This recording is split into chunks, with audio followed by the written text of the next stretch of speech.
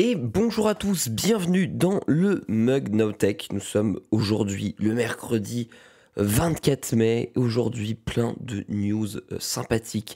Apple qui annonce officiellement la WWDC. Netflix qui arrête et qui rend le partage de comptes payants en France.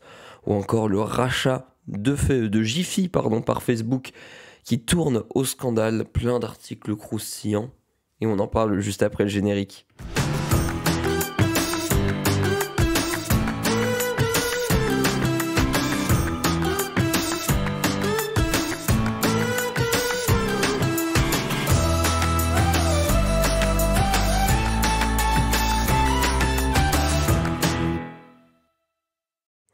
Hello tout le monde, hello Eliav, hello Mitsuizaka, hello Occitanien, hello Pauline, j'espère que vous allez bien. Par avance, je m'excuse des futurs mouchages et autres reniflements qu'il pourrait y avoir pendant ce mug, parce que j'ai des allergies en ce moment, pas possible, j'ai les yeux qui sont comme ça, là, qui me brûlent, le palais, pareil, n'en parlons pas, le nez qui coule. Bref, on est dans des conditions précaires pour faire le mug, mais c'est pas grave, on va faire le maximum. Je m'excuse par avance. Merci Poppy, 21 000 pour ton 29e mois d'abonnement, merci beaucoup. Merci Ronaldo, 97 180 pour ton 13e mois d'abonnement. Et il y avait quelqu'un d'autre avant. Ah, pourquoi j'ai pas l'historique des subs attendez, tac. Je regarde juste. Et voilà, Veluna aussi, merci pour ton 32e mois qui a sub pendant le stream latent. Salut Pierrot, salut Sturnewt, salut IA Chronicles, salut Tails91, salut Lori013, salut Sheik LOL. J'espère que vous allez bien, que vous êtes plus en forme que moi aujourd'hui. En tout cas, c'est ce que je vous disais au début. On a plein de petits articles très sympas. Apple qui a enfin annoncé officiellement la WWDC. On l'attendait, même si on était sûr de la date. On en sait un petit peu plus. Le cataclysme de Netflix, on en parlait en plus. C'est ça qui est cool. La dernière fois, lors du précédent mug, on parlait des chiffres de Netflix en Espagne qui avaient du coup rendu le partage de comptes entre différents foyers payants. Donc en Espagne c'était début février, donc on avait fait lors du dernier mug un petit état des lieux, et bah maintenant depuis hier, ça a été annoncé hier soir, c'est aussi devenu payant en France, donc on va voir ça. Salut Poppy, salut. Attendez, tac, est-ce que oui ça marche? Donc c'est ce que je vous disais, hein, voilà, l'Apple WWDC annoncé le 5 juin, on a plus de détails, je vais vous en dire un petit peu plus. Le partage de comptes qui n'est plus gratuit chez Netflix, voilà, c'est arrivé hier soir en France. Est-ce que ça va faire polémique? On va voir. En tout cas, c'était prévu, bah oui, voilà, pour courant du mois de juin. Ça a été annoncé un tout petit peu plus tôt. Le rachat de Jiffy par Facebook qui vire à la catastrophe industrielle, nous dit Numérama. C'est une histoire de longue date, hein, depuis 2020, depuis le rachat de Jiffy par Facebook. Et on va voir que c'est une histoire qui prend du temps et surtout qui vire un petit peu à la catastrophe. On va parler aussi de France Identité, le permis de conduire qui va bientôt pouvoir être sur votre smartphone, en plus de votre carte d'identité et en plus de votre carte vitale. Donc maintenant, voilà, tous vos papiers d'identité et papiers administratifs français vont pouvoir être de plus en plus dématérialisés sur votre téléphone. On parlera aussi très brièvement des Apple Watch certaines Apple Watch qui peuvent avoir des problèmes d'écran vert suite à la dernière mise à jour d'iOS 9.5. Des news par rapport à Lidl qui commercialise 2 vélos électriques à des prix vraiment très attractifs pour les caractéristiques qu'ils proposent. Giphy ou Jiffy, nous dit Halfweb, chacun son école. Et dans la continuité de Lidl aussi, on en parlera parce que vous voyez, il y a des nouveautés que je n'avais pas vu passer, parce que Lidl lance bel et bien son site de vente en ligne, à l'instar de Amazon, etc. Alors le catalogue sera quand même bien moindre, Mais Lidl, qui de base n'était connu que pour commercialiser ses produits que pendant certaines périodes données en magasin physique, Lidl s'est mis à lancer sa boutique en ligne. Pareil, on en reviendra un petit peu plus en détail. On parlera aussi de Roland Garros, si on a le temps. Et on parlera aussi de Final Cut Pro et Logic Pro qui sont maintenant disponibles sur iPad. Ça a été annoncé il y a ça quelques semaines, mais pareil, c'est seulement depuis hier que c'est disponible en France. Et merci Vlight06 pour ton 21e mois d'abonnement. Merci beaucoup, merci à ceux qui ont rejoint le chat entre-temps. Electric Bike, salut.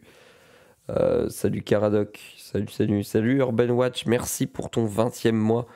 Merci beaucoup pour ceux qui soutiennent avec leur petit sub le petit prime du matin. Mécano, mais de rien, avec plaisir. On passe tout de suite au quoi? Au Kawa.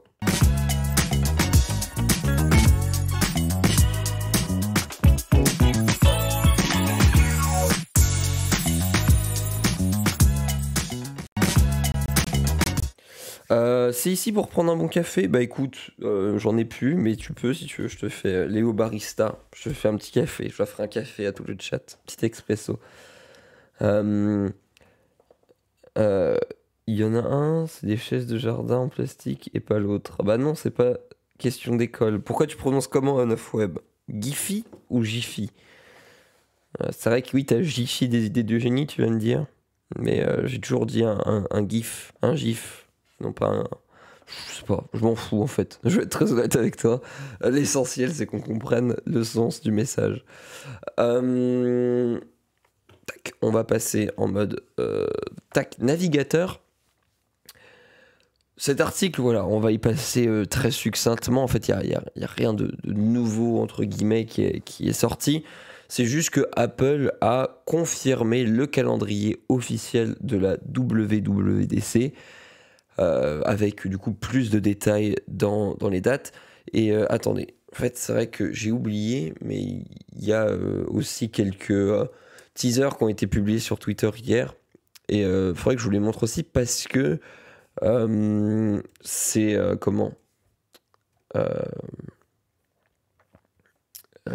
dans le teasing en fait, on voit clairement en fait que Apple va teaser les Google Glass ou Google Glass, ou bref, leur casque de VR, c'est assez obvious. Bon, j'arrive pas à le retrouver, mais je vous retrouverai ça un petit peu plus tard. On le prononce pas, on le ressent exactement. Bah,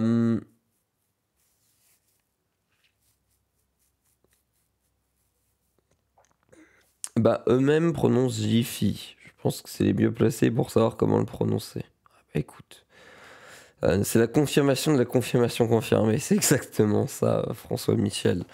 Du coup, 5 juin à 10h en Californie, à Cupertino, à 19h en France, la WWDC d'Apple a été officialisée. Du coup, c'est ce que je vous disais, rien de nouveau de ce côté-là. Elle sera retransmise du coup en live comme d'habitude sur le site d'Apple.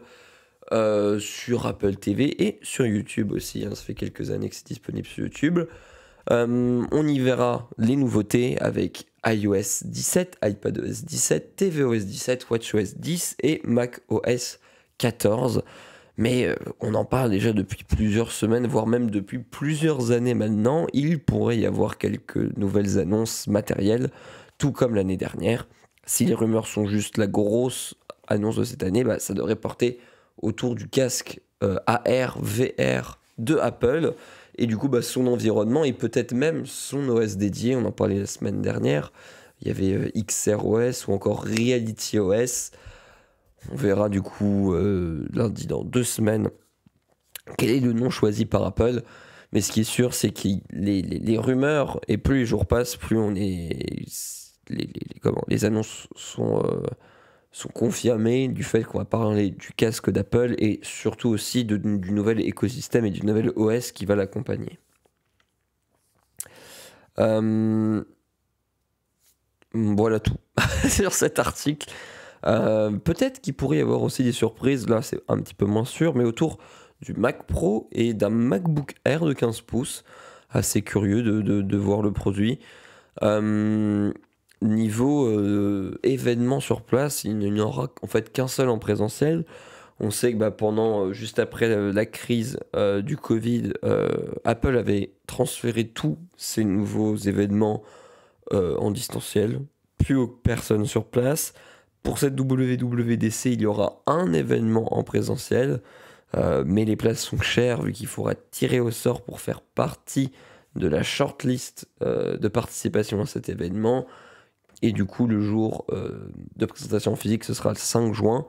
Et tous les autres événements, parce que la WWDC, ça débute du 5 jusqu'au 9 juin, si je dis pas de bêtises. Oui, voilà, 5 au 9 juin, c'est sur plusieurs jours. Alors pourquoi, vous allez me dire? En fait, il y a différents conférences et keynotes qui ont lieu. La plus grosse, là où il y a toutes les annonces, c'est celle du lundi, qu'on streamera d'ailleurs en live sur Twitch, sur notre Tech Team, à partir de 19h, peut-être même un petit peu avant. Et les autres événements qui peuvent y avoir aussi, c'est le State of Union du premier jour, suivi des Apple Design Awards. C'est leur comment j'arrive plus à parler. C'est voilà, Apple qui récompense les applis les mieux designées ou les applis de l'année. Donc en France, c'est équivalent à 3h30 du matin. Là-bas, ça équivaut à 18h30. Voilà un petit peu, il y a tout un tas de conférences en fait qui ont lieu au nombre voilà. Je n'arrive plus à parler alors qu'on est à peine 12 minutes de mug. On est mal barré, j'ai envie de dire. Enfin voilà, c'était un petit peu pour vous confirmer ça. Aussi, j'y pense, mais là c'est un petit peu l'extra, la cerise sur le gâteau.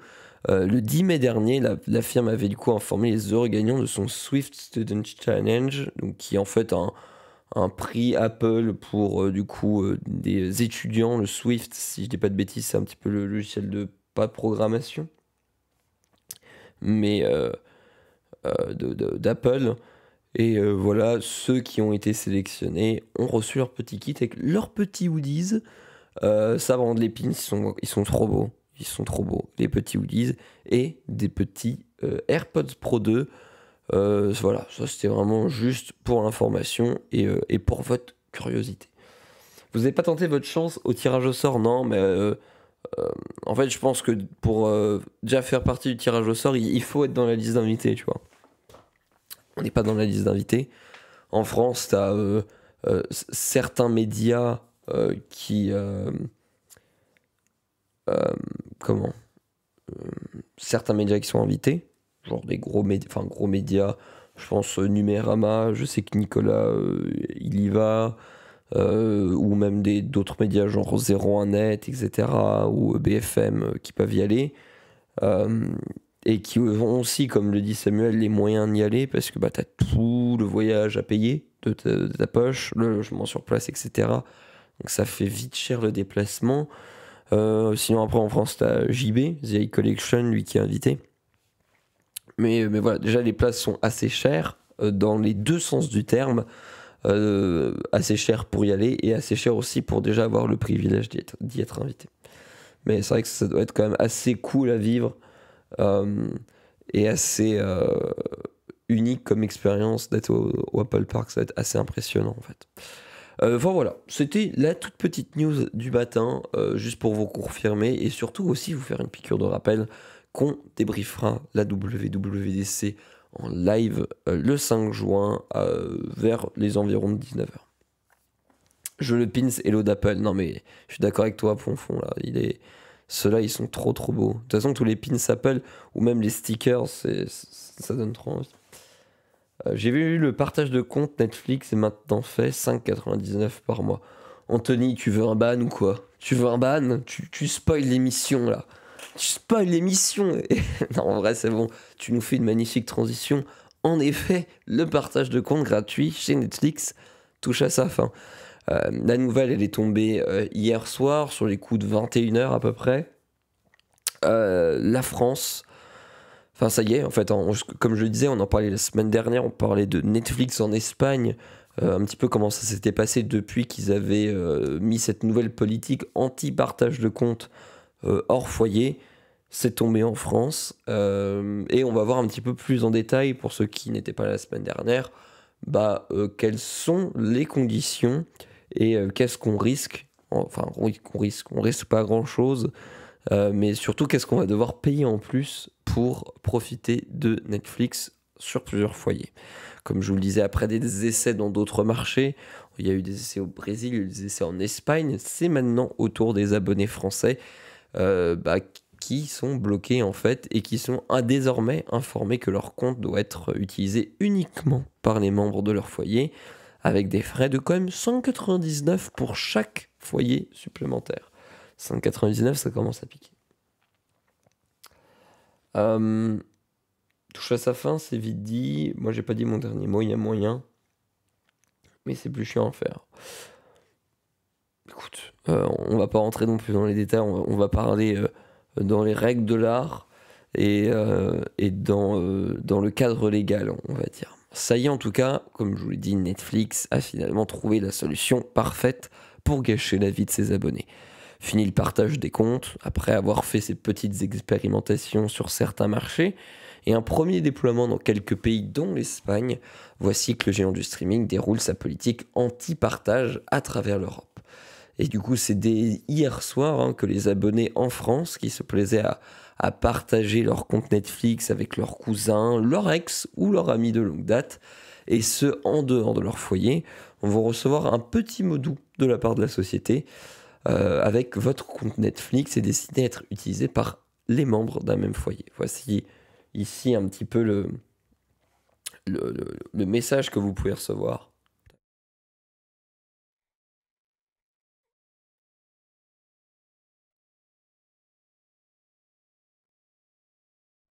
Comme je vous l'ai dit, c'est le petit instant mouchage.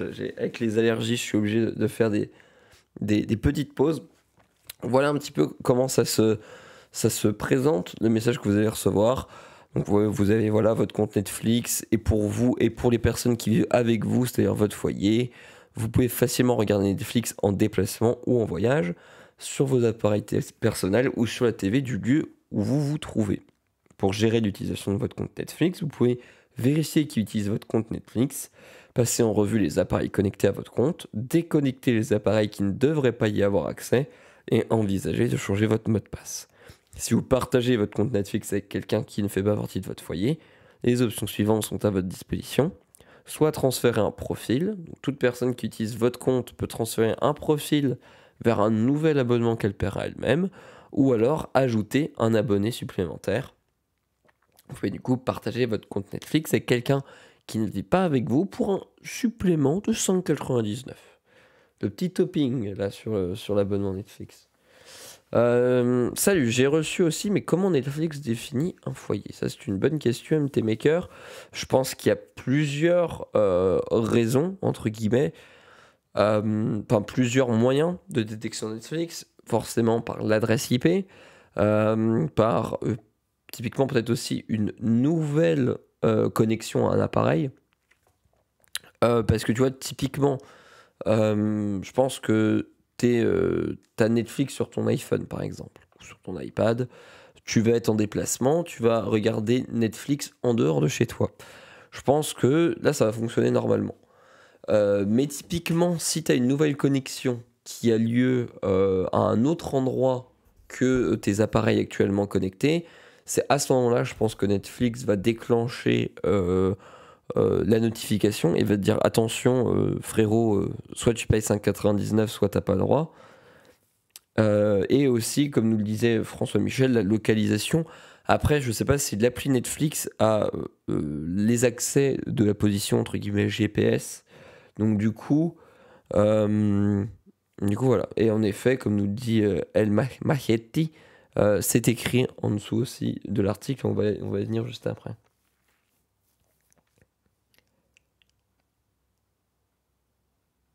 Le foyer est défini manuellement via la TV. Oui, oui, on va y venir.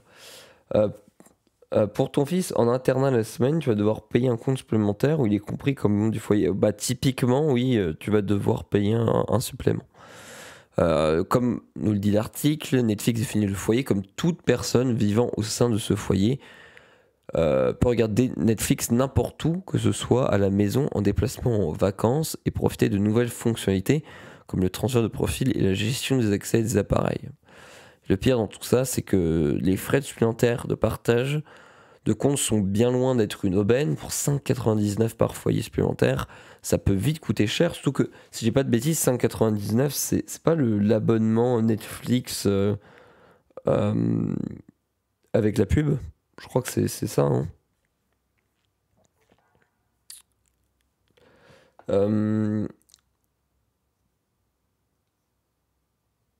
Il n'y a pas des articles qui expliquent un peu mieux le fonctionnement de tout ça, surtout les limites chez nos amis espagnols.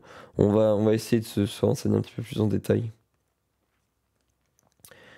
J'ai quand même remarqué que récemment, dans l'abonnement le moins cher de Netflix, ils sont passés à du 720p, donc HD, alors qu'il n'y a pas longtemps, c'était encore du 480p. Ah ok, c'était seulement du 480p. Moi, je dirais à Netflix que tous les membres vivent chez moi, même si c'est pas vrai, lol. Ouais, mais après, c'est pas. Genre, on te demande pas de prouver ta bonne foi, quoi. 5,99, c'est labo avec la pub et catalogue restreint. Ok, ouais. Ça fait quand même, tu vois, c'est quand même le supplément que tu payes, c'est quand même le prix d'un abonnement Netflix, quoi. Euh, je regarde un petit peu conditions, foyer, Netflix, partage de compte, voir si on en sait un petit peu plus sur les conditions euh, euh, techniques, entre guillemets. Après, je sais pas s'ils vont être très exhaustifs sur quels paramètres ils prennent en compte pour détecter un foyer. Parce qu'après, du coup, s'ils donnent un petit peu les bases, enfin, s'ils donnent en fait comment ils déterminent un foyer supplémentaire, bah, du coup, ça donne aussi un petit peu les outils et les armes pour y passer le truc, quoi. Mais tu vois, pour déterminer s'il existe des profiteurs, Netflix se base notamment sur l'adresse IP et un identifiant attribué à chaque appareil. En revanche, l'entreprise ne recueille pas de données GPS, c'est bien ce qu'on disait. Et du coup, l'abonné peut définir ou mettre à jour un foyer Netflix. Et si ce foyer n'existe pas, alors il en sera défini un automatiquement en fonction de l'adresse IP, des identifiants et de l'activité du compte. Donc attendez, tac, là il y a un petit peu plus d'infos, on va aller voir ça après. Le service a mis en place ces derniers mois des outils permettant de transférer un profil et de vérifier qui utilise votre compte Netflix. Ouais, c'est plutôt cool cette fonctionnalité d'export de profil.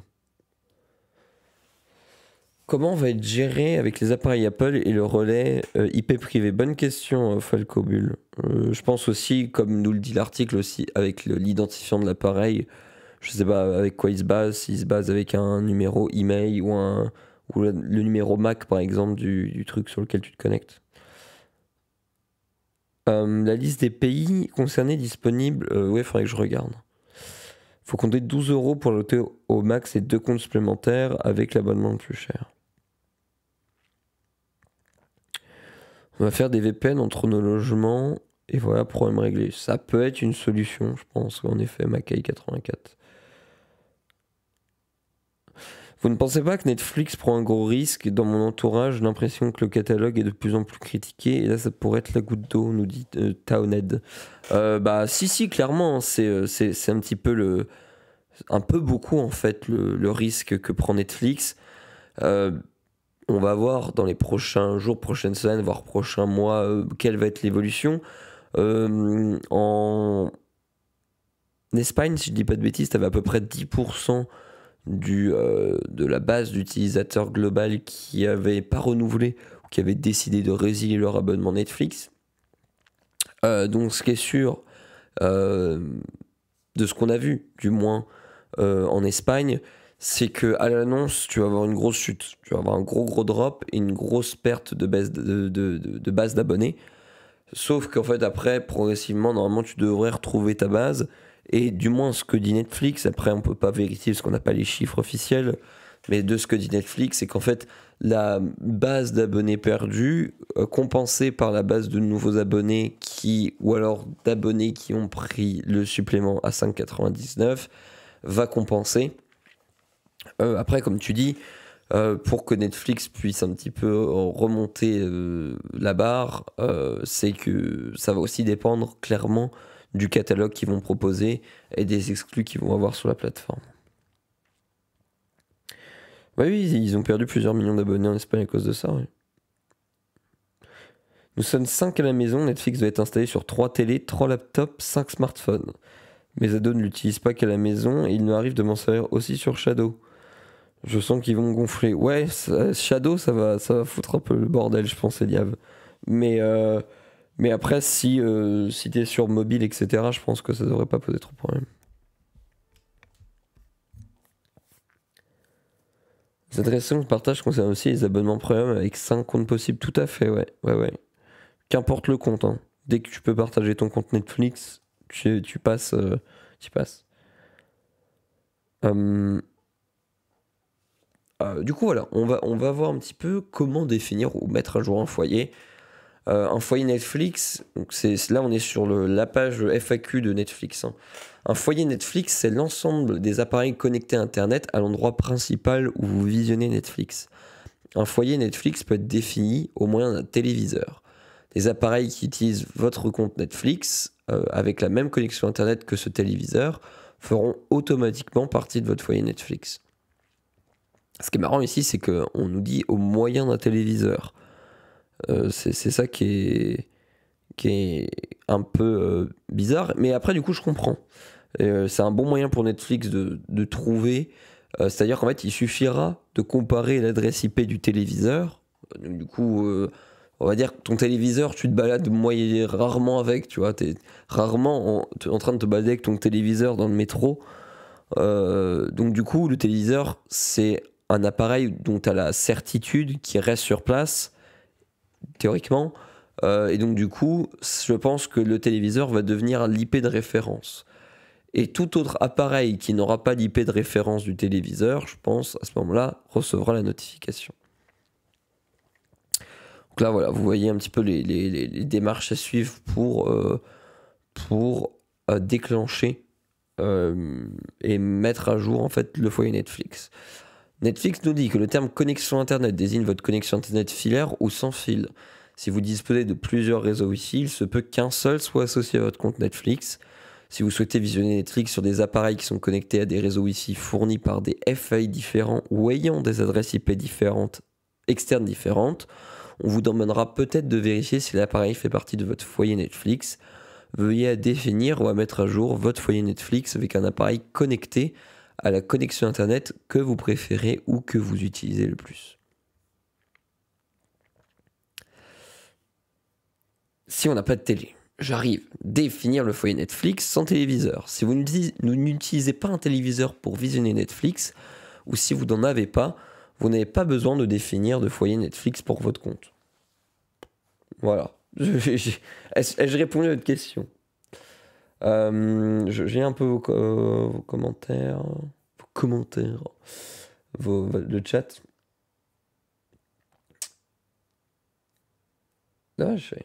Pour moi, s'ils prennent le risque, c'est qu'ils ont fait les études de marché pour pouvoir prendre cette décision. Oui, clairement.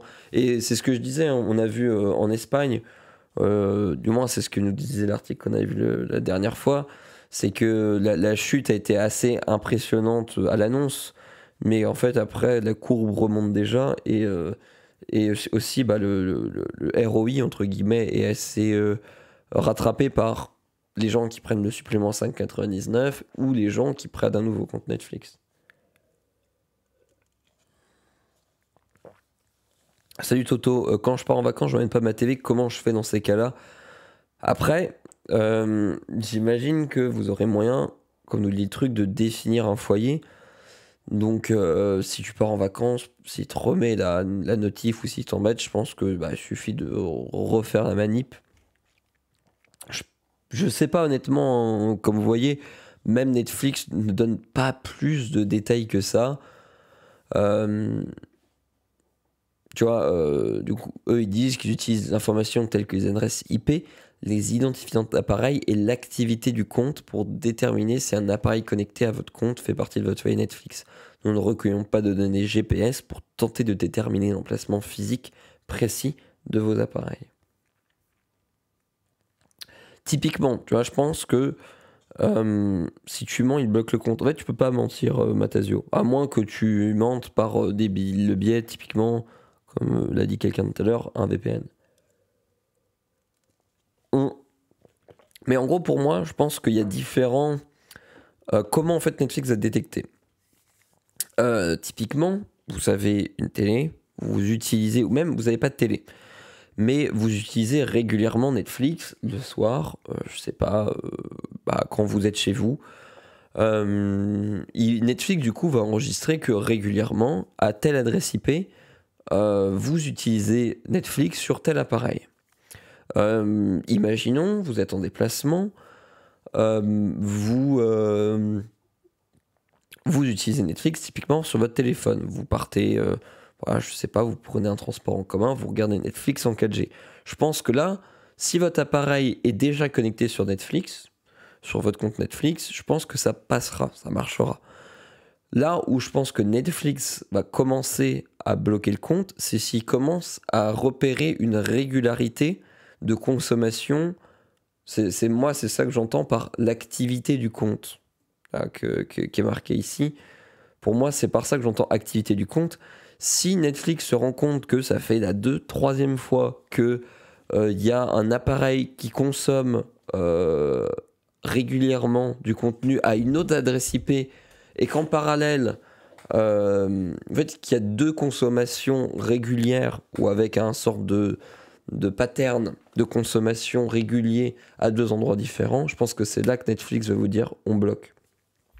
Mais pour moi, c'est pas le changement d'adresse IP, c'est pas dès qu'il y a un changement d'adresse IP qui vont vous bloquer. Parce que sinon, votre box aussi, la plupart des FAI, vous n'avez pas d'adresse IP fixe, vous avez une adresse IP qui change. Soit quand vous redémarrez votre box, même de temps en temps, votre adresse IP peut évoluer. Pour moi, c'est comme ça que ça va fonctionner. Et voilà, hein, c'est de l'algo mixé à des infos qu'ils peuvent recueillir comme l'adresse IP.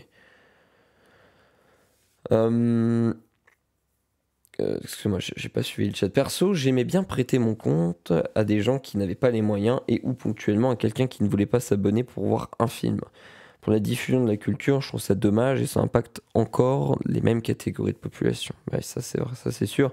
Et je suis d'accord avec toi que les personnes qui sont plus pénalisées, c'est les personnes, en effet, soit qui n'ont pas les moyens, mais aussi qui regardent très peu Netflix. Moi, typiquement, je n'ai pas d'abonnement Netflix. Et c'est vrai que ça m'est arrivé de squatter des comptes. Après, honnêtement, je squatte peut-être un compte tous les 3 mois, tu vois, quand je regardais un truc. Mais c'est vrai que c'est. Après, typiquement, tu vois, même pour quelqu'un qui d'habitude n'avait pas d'abonnement Netflix parce que n'en ressentait pas, entre guillemets, le besoin ou l'utilisait que très occasionnellement, maintenant, deux choix s'offrent à lui. Soit il paye un compte, ou il paye le supplément, soit il regarde plus rien, quoi. Et je pense que Netflix mise aussi un petit peu sur les gens que. De toute façon, pour moi, ça va vraiment jouer au catalogue que Netflix va proposer. Et dès qu'il y aura une exclue, dès qu'il y aura une grosse série qui va être sur la plateforme, je pense que ça peut regagner, rebooster le nombre d'abonnés. C'est vrai qu'en ce moment, il n'y a peut-être pas de gros bangers sur Netflix ou de vraiment gros effets de mode, type, je sais pas, genre comme il y a eu avec Squid Game par exemple. Mais je pense que voilà, au prochain gros banger ou grosse série, ça peut rebooster un peu les abos.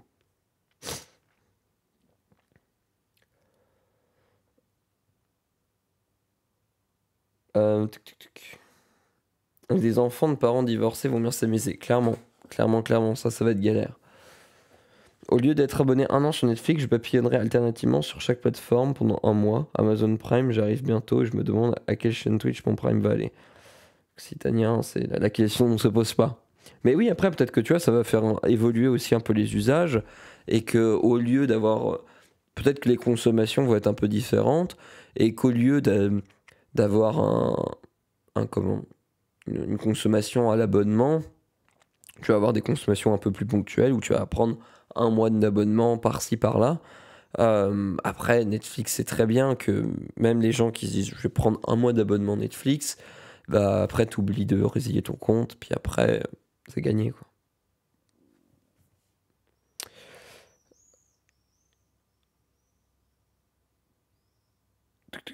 Euh, Merci Samuel pour le message d'Henriette.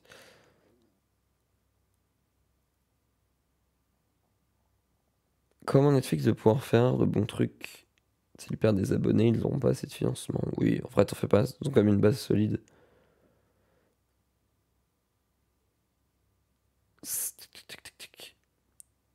La meilleure solution, c'est de passer par Canal, je pense. Oui, c'est vrai que t'as des offres groupées qui peuvent être intéressantes. Euh, je reviens mon message plus haut parce que je trouve que c'est intéressant pour le débat. Tu penses que la concurrence va pouvoir tirer son épingle du jeu en autorisant le partage de comptes sans ces restrictions, style Disney Plus Prime, plutôt que de suivre le mouvement? Je sais pas si ça va vraiment permettre d'être un argument. Ça va être peut-être un argument pour certains. Il y en a peut-être qui vont surfer sur cette vague en mode faire une petite campagne de pub en mode chez nous vous pouvez partager ou un truc comme ça. On- Ce serait pas étonnant. Après, soyons honnêtes, c'est pas vraiment dans l'intérêt des marques et des plateformes que l'abonnement soit ait la possibilité d'être partagé. C'est pas pour rien aussi que les plateformes dont je ne citerai pas le nom de partage de comptes, etc., bah, posent problème aussi. Et d'ailleurs ne sont pas acceptés dans les CGV, dans les conditions d'utilisation de ce genre de plateforme.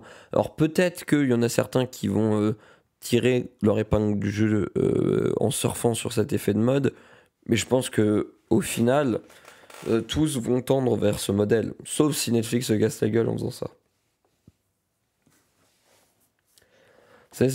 Un service de streaming vidéo à la Spotify limiterait tellement tout ça. Un abo pour un catalogue global. Après, le souci, tu vois, l'avantage de la musique, entre guillemets, c'est que t'as pas, ou très très peu, en tout cas, d'exclus, euh, et ou même là où est enfin, le problème, entre guillemets, mais c'est que, tu vois, typiquement la musique, la plateforme et le contenu qui est mis typiquement sur Spotify, c'est bah, ça vient de maisons de disques, ça vient d'artistes indépendants, etc. Là où Netflix, il y a une grosse partie du catalogue, que ce soit Netflix, que ce soit Apple TV, etc., qui n'est pas, qui en fait qui est créé par la plateforme elle-même. Donc c'est ça aussi le problème. C'est typiquement, qu'est-ce que tu avais, comment Ted Lasso, je crois, c'était sur Apple TV. Tu vois, Ted Lasso, bah en fait tu le retrouveras jamais sur Netflix parce que justement ça a été créé par Apple TV pour sa plateforme. Donc, et il y a beaucoup de séries comme ça, hein, beaucoup de séries originales Netflix qui ont été des gros cartons. Et d'ailleurs, c'est aussi fait pour, tu vois. Ils créent de leur contenu pour avoir l'exclu sur la plateforme pour que les gens prennent l'abonnement. Donc, tu pourras jamais avoir un système comme Spotify, là où dans l'industrie de la musique, du moins, peut-être que ça arrivera, mais bah, ils le font pour des podcasts, par exemple. Pour les podcasts, ça existe avec Spotify. Si je dis pas de bêtises, le podcast de la situation, c'est en exclu sur Spotify. Mais sinon, pour la musique, t'as pas, genre Spotify ne crée pas de la musique exclue à sa plateforme, comme Deezer ne le fait pas, comme Apple Music ne le fait pas. Après, ils trouvent quelques petites exclus, t'as des interviews que tu trouves que sur des plateformes, des podcasts que tu trouves que sur des plateformes, mais Tidal a des exclus, tu vois. Mais après, tu vois, Tidal, c'est un petit peu plus niche, entre guillemets. À part les nouveautés de Jay-Z sur Tidal en exclu, il n'y a pas d'exclu sur le streaming audio. Ouais, non mais voilà, c'est ça que je veux dire. Et c'est aussi pour ça que on peut pas comparer. Bon, genre, pour moi, ça va être difficile d'arriver un jour à se dire on va avoir une plateforme globale. Oui, voilà, ça, il n'y a aucune exclu sur les plateformes de streaming audio. Et c'est ça aussi qui permet de, on va dire, peu importe l'abonnement que tu prennes du Deezer, du Spotify, de l'Apple Music, du Tidal, du Qobuz, du SoundCloud, en fait, tu auras accès quasiment au même catalogue musical, qu'importe ta plateforme.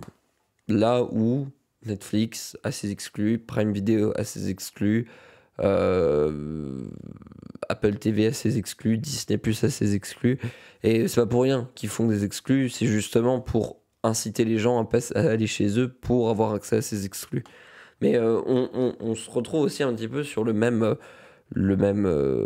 schéma qu'on a typiquement pour les abonnements sportifs ou les abonnements aux chaînes de sport, avec telle chaîne qui a des exclus sur ce sport, telle chaîne qui a des exclus sur la Ligue 1, qui fait que tu arrives sur des montants cumulés d'abonnements. Si tu veux avoir accès à l'ensemble du catalogue, tu es obligé de prendre 3, 4, 5, 6 abonnements. Ça te coûte un bras.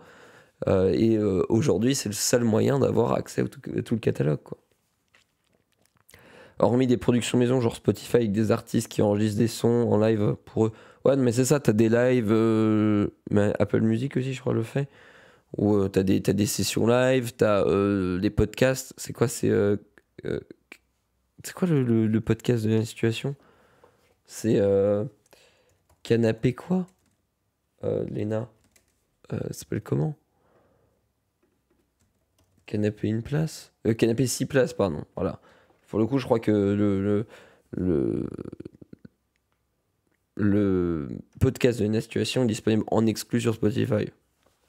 Mais voilà, c'est voilà, Canapé 6 places. Voilà. T'as ce genre de petits trucs, tu vois, mais c'est une goutte d'eau dans les exclus, quoi. Et merci Deldi62 pour ton 3e mois d'abonnement. Bonjour à tous, merci beaucoup. Apple Music, c'est le seul des 3 plus gros français, Apple, Spotify, Deezer, à avoir des gros exclus. Genre Dr. Dre, pendant des années, avait son dernier album exclusivement là-bas. Ouais, mais il y a des exceptions dans la règle. Mais sinon, c'est vraiment très minoritaire dans l'industrie musicale. Avec l'offre de Canal+, t'as Disney, Netflix, Apple TV pour 40€. C'est vrai que Netflix a fait une offre, pour le coup, assez avantageuse. Et un peu de tout en un, ce qui est plutôt intéressant.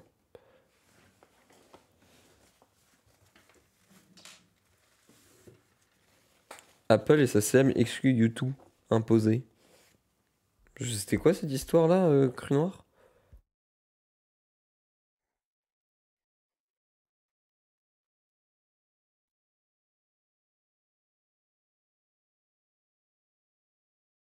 Désolé, hein, l'allergie a pris le dessus. Enfin voilà quoi, c'est vrai qu'on voit que de toute façon ça fait un peu parler. On verra pour vous, pour ceux qui utilisent, comment ça va être mis en place. Typiquement, il y en a qui disaient pour des familles séparées, etc., qui utilisent une fois chez un foyer, une fois chez l'autre. Je sais pas vraiment comment ça va se passer et on verra à l'usage comment Netflix va mettre ces restrictions en place. En tout cas, c'est assez intéressant. Si vous avez des questions plus techniques, n'hésitez pas à contacter le support de Netflix qui, eux, pourront peut-être vous donner plus d'informations et plus de détails par rapport à ça. Mais voilà. Juste, en fait, on va finir quand même l'article. L'Espagne, et on le disait tout à l'heure, a perdu du coup 10% d'abonnés, enfin du moins 10% d'abonnés qui souhaitaient se désinscrire au cours du trimestre en cours. On peut se demander si la firme américaine n'a pas sous-estimé le coût d'une telle mesure. Dans un marché de plus en plus compétitif, c'est un petit peu ce qu'on disait, c'est la conclusion de tout ça, avec une pléthore de plateformes de streaming prêtes à dérouler le tapis rouge et ses abonnés délaissés. Netflix devrait bien devoir repenser sa stratégie. Mais bon, qui sait, peut-être que la France saura accueillir avec plus d'enthousiasme cette nouvelle politique. J'ai quelques doutes. Après tout, qui ne rêve pas de payer un supplément pour continuer à partager son compte Netflix avec ses proches? Évidemment.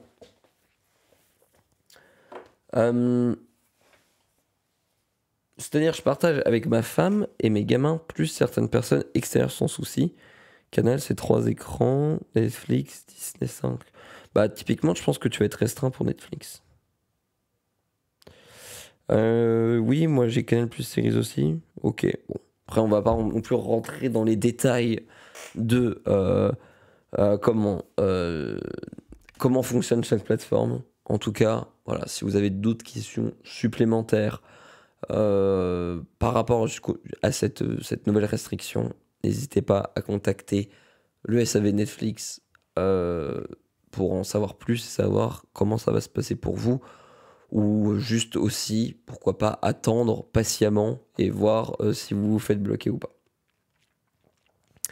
On va tout de suite arriver sur un article un petit peu plus conséquent. Le rachat, du coup, de Giphy ou Giphy, selon ceux qui veulent, par Facebook, qui vire à la catastrophe industrielle.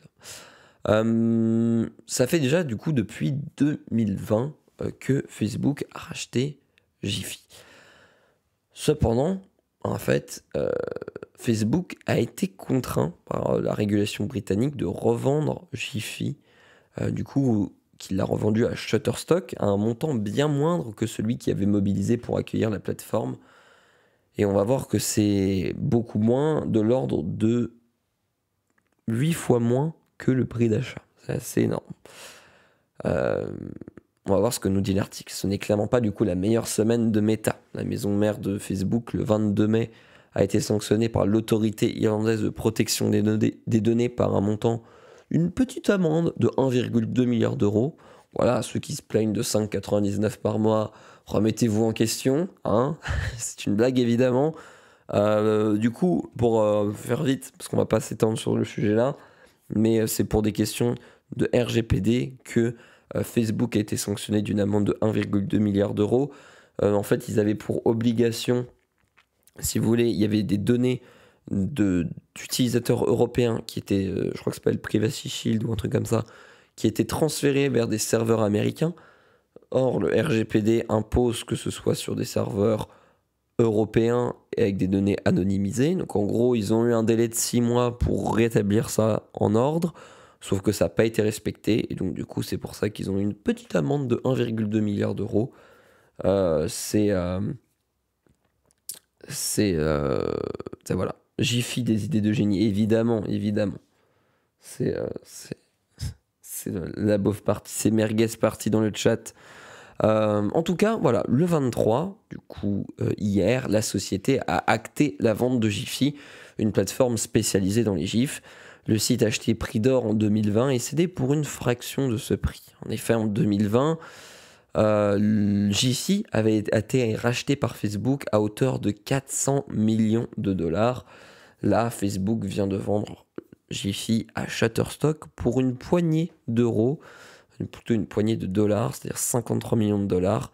C'est un désastre financier pour le géant des réseaux sociaux, car le prix de vente ne couvre qu'une toute petite portion du montant de départ. Le deal est presque 8 fois inférieur au prix d'achat. C'est pas vraiment le bon move. Mais de notre côté, ils ont été contraints et forcés de revendre. Le refus donc, du coup du régulateur britannique des ambitions de Meta avec Giphy ont commencé à battre sérieusement de l'aile à peine un mois après l'annonce du rachat en 2020. À ce moment-là, l'autorité de régulation britannique lançait une enquête. Puis en octobre de la même année, une première amende de 60 millions d'euros a été prononcée par l'institution, sanctionnant la mauvaise coopération de Meta. C'est une histoire qui a quand même coûté cher à Meta. Précisément, du coup, qu'est-ce que reprochait l'autorité pour ces 60 millions d'euros? C'est parce qu'en fait, Facebook n'avait pas sciemment annoncé qu'il rachetait Giphy. En gros, une injonction obligeant à transmettre des informations autour du rachat de Giphy n'a pas été faite. Et en gros, ça a également relevé qu'en fait, un rapprochement entre deux entités, alors que l'enquête était toujours en cours. C'est à partir de cette période que l'on a commencé à voir se manifester le spectre d'un blocage du rachat. Ce qui est assez rare, quand même, comme cas, que le régulateur britannique empêche et fasse des blocages de rachat. En novembre, du coup, le coup près tombait, le régulateur britannique exigeait que Facebook cède la plateforme Giphy. Le réseau social a certes fait appel, mais sans succès. Le tribunal d'appel de la concurrence confirmait la décision de l'autorité sur la quasi-totalité des motifs contestés, 5 sur 6. Et en octobre 2022, l'autorité rendait un nouvel avis. Le rachat est trop problématique, il faut le renoncer. Alors en fait, pour faire court, pourquoi en fait ça pose tant de problèmes, c'est pour en fait des raisons de concurrence et aussi des raisons de soucis en fait, hein, que les GAFAM envahissent tout et en fait bloquent les marchés à base de rachats intempestifs entre guillemets. Ce qu'il faut savoir en fait, c'est que Jiffy, c'est la plus grande plateforme de GIF qui existe aujourd'hui. Et vous allez dire, c'est juste des GIFs, c'est juste des images animées. Mais en fait, c'est disponible sur tellement d'appareils. Et en fait, surtout, le GIF, c'est un très bon moyen. C'est un très bon petit traceur qui est invisible, mais qui est pourtant très pratique. Parce qu'en fait, toute personne à qui vous allez envoyer un GIF, vous allez pouvoir récupérer les datas sur cette personne, l'adresse à laquelle c'est utilisé, enfin l'IP à laquelle c'est utilisé, l'heure d'ouverture, etc., etc. Et ça vous permet en fait, et c'est pour ça que c'est très intéressant pour ces plateformes-là, c'est qu'en fait le GIF est un moyen de récolter de la data supplémentaire, de faire du tracing publicitaire, etc., etc. Et c'est pour ça en fait que ces plateformes ont été sont payées si cher en fait par Meta, c'est qu'elles ont un gros intérêt pour elles. De l'autre côté, et c'est là aussi que ça posait le problème, c'est que les GIFs avaient un monopole par les GAFAM, c'est que Google dispose aussi du deuxième plus gros service de GIF qui est Tenor. Pour le coup, Google, lui, n'a pas été embêté lors de son rachat et a pu l'acheter en toute quiétude sans avoir de problème. Si ça en intéresse plus, il y avait une vidéo qu'on a fait sur la chaîne Notech qui est méga intéressante sur ce sujet-là. Je n'ai plus le titre exact de la vidéo, mais justement, c'est Guillaume qui a fait cette vidéo qui revient un petit peu. Voilà, c'est pourquoi ce GIF est dangereux. Et c'est une vidéo que je vous conseille vraiment parce que justement il revient un petit peu plus en détail. C'est cette vidéo-là. Et il revient en fait un petit peu plus en détail sur ce que je viens de vous dire là, les données collectées par les GIFs, etc. Et ça avait été fait aussi en collaboration en fait avec Epster GIF, qui est du coup une plateforme de GIF privacy friendly. Et pour le coup qui n'a aucune atteinte à vos données privées. Et voilà, c'était la petite parenthèse pour ceux que ça intéresse.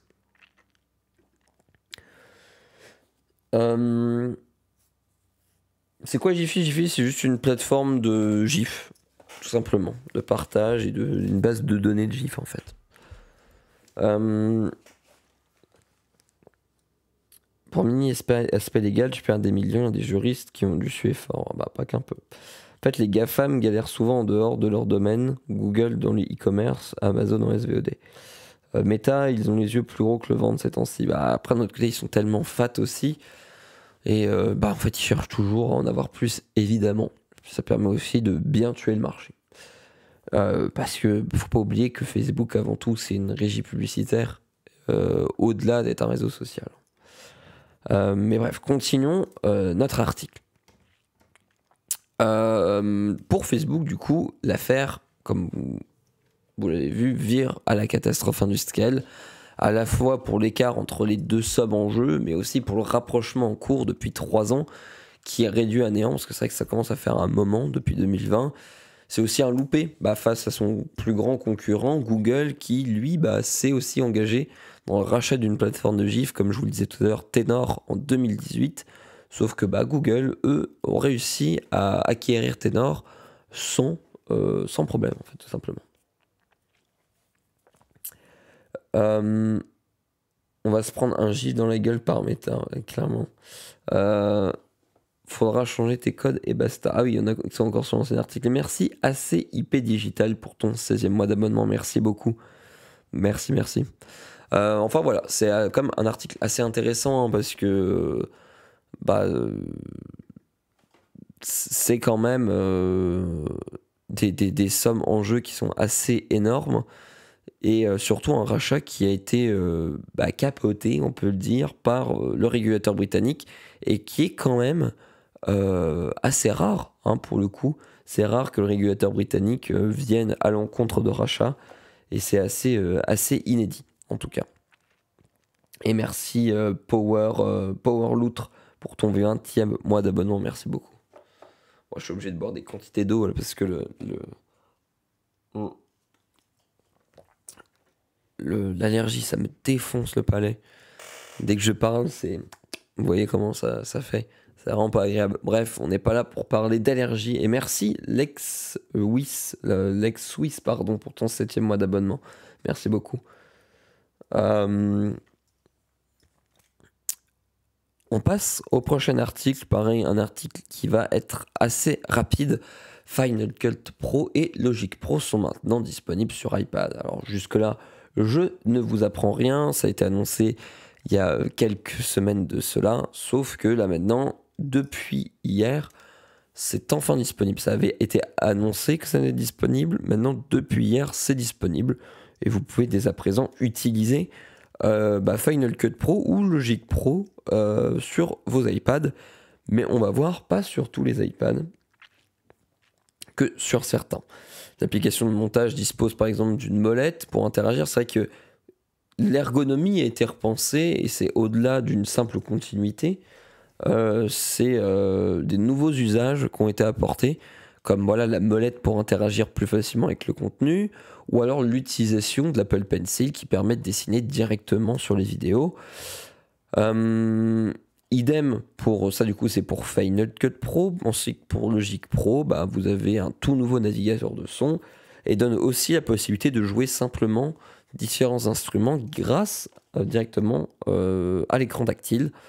Les deux applications d'Apple ne sont pas seulement destinées à la post-production, hein, c'est pas seulement des applis tierces ou des applis parallèles, c'est vraiment des applis qui peuvent créer de A à Z un montage vidéo ou alors une production MAO, une production musicale. Je veux dire par là, c'est pas une application compagnon comme on pourrait avoir qui se contente que de certaines fonctionnalités. Là, vous avez les mêmes fonctionnalités que ce soit sur Mac ou sur iPad, c'est ça qui est assez fou quand même. Et c'est aussi compatible entre les deux. Il y a une mise à jour qui est sortie en même temps hier sur Final Cut Pro Mac et Logic Pro sur Mac qui permet justement de rendre compatibles les fichiers faits sur iPad et inversement. Du coup, c'est ce que je disais, hein, elles ne sont pas destinées à la post-production, mais elles tirent parti des capacités de l'iPad et des périphériques pour enregistrer des vidéos en ProRes par exemple, ainsi que de l'audio. Leur projet, du coup, compatible, comme je vous le disais, sur Mac. Alors après, typiquement pour Logic Pro X, vous allez peut-être être un petit peu limité. Et encore, je pense que si vous mettez un dock ou un dock USB-C ou Thunderbolt, je pense que du coup, vous pouvez mettre après des périphériques audio derrière. Je suis moins sûr de la compatibilité de tous les périphériques audio sur l'iPad. Je pense que là, si vous avez vraiment une très grosse, du gros matos derrière, beaucoup de périphériques externes, de toute façon, c'est plus cohérent d'utiliser ça sur Mac. En tout cas, c'est quand même assez fou. Enfin, après, oui et non, vous allez me dire, parce que la puce, c'est la même qu'on retrouve dans les salles de Mac.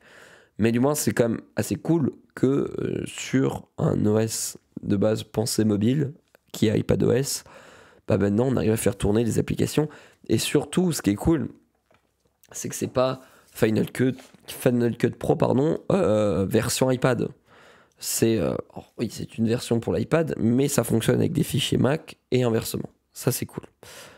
En ce qui concerne les appareils compatibles, la barre est placée assez haut en matière d'exigence, et c'est normal, puisqu'il faut un iPad équipé au minimum d'une puce M1 pour faire tourner l'application. La liste est courte, hein. iPad R5 2022, donc du coup qui a la puce M1, l'iPad Pro à partir de 2021 et 2022. Et Logic Pro, lui, pour le coup, est compatible avec un petit peu plus d'appareils parce qu'il se contente d'une puce A12 et donc peut être utilisé sur plus de modèles. L'iPad 8, l'iPad Air 3, l'iPad mini 5 ou l'iPad Pro 2018 au minimum. iOS 16.4 est requis dans tous les cas. Et c'est là que ça peut pencher sur certains. Merci Xinili pour ton 12e mois d'abonnement, merci beaucoup. Là où ça peut pencher pour certains, c'est qu'il faut de la place. C'est 773 MO juste l'application pour Final Cut Pro, 693 MO pour Logic Pro X. Là où les gens peuvent être un petit peu contraints, c'est ceux qui ont des prix des stockages d'iPad très faibles, genre ceux qui ont des 64 Go, etc. Là, ça va être un peu ric-rac. Et donc, du coup, tu vas être forcément obligé d'utiliser un disque externe, un SSD externe, etc. Après, l'avantage, c'est que quand même, en USB-C, ça va assez vite. Du coup, tu peux travailler sans problème sur des fichiers externes. Mais voilà. RIP, mon iPad Pro 2018 qui marche encore très bien. Bah, tu peux avoir Logic Pro X, mais pas Final Cut Pro. Contrairement du coup aux versions de bureau, et c'est là un petit peu le petit truc qui change, c'est une licence pour tous les appareils. Non, justement, c'est que il n'y a pas de licence perpétuelle. Là où Final Cut Pro, je sais plus combien c'est 300 €, un truc comme ça de mémoire, ou Logic Pro, où du coup tu payes la grosse somme et après tu l'as à vie. Pour ces versions iPad, tu as forcément des abonnements. Aucun abonnement entre guillemets à vie.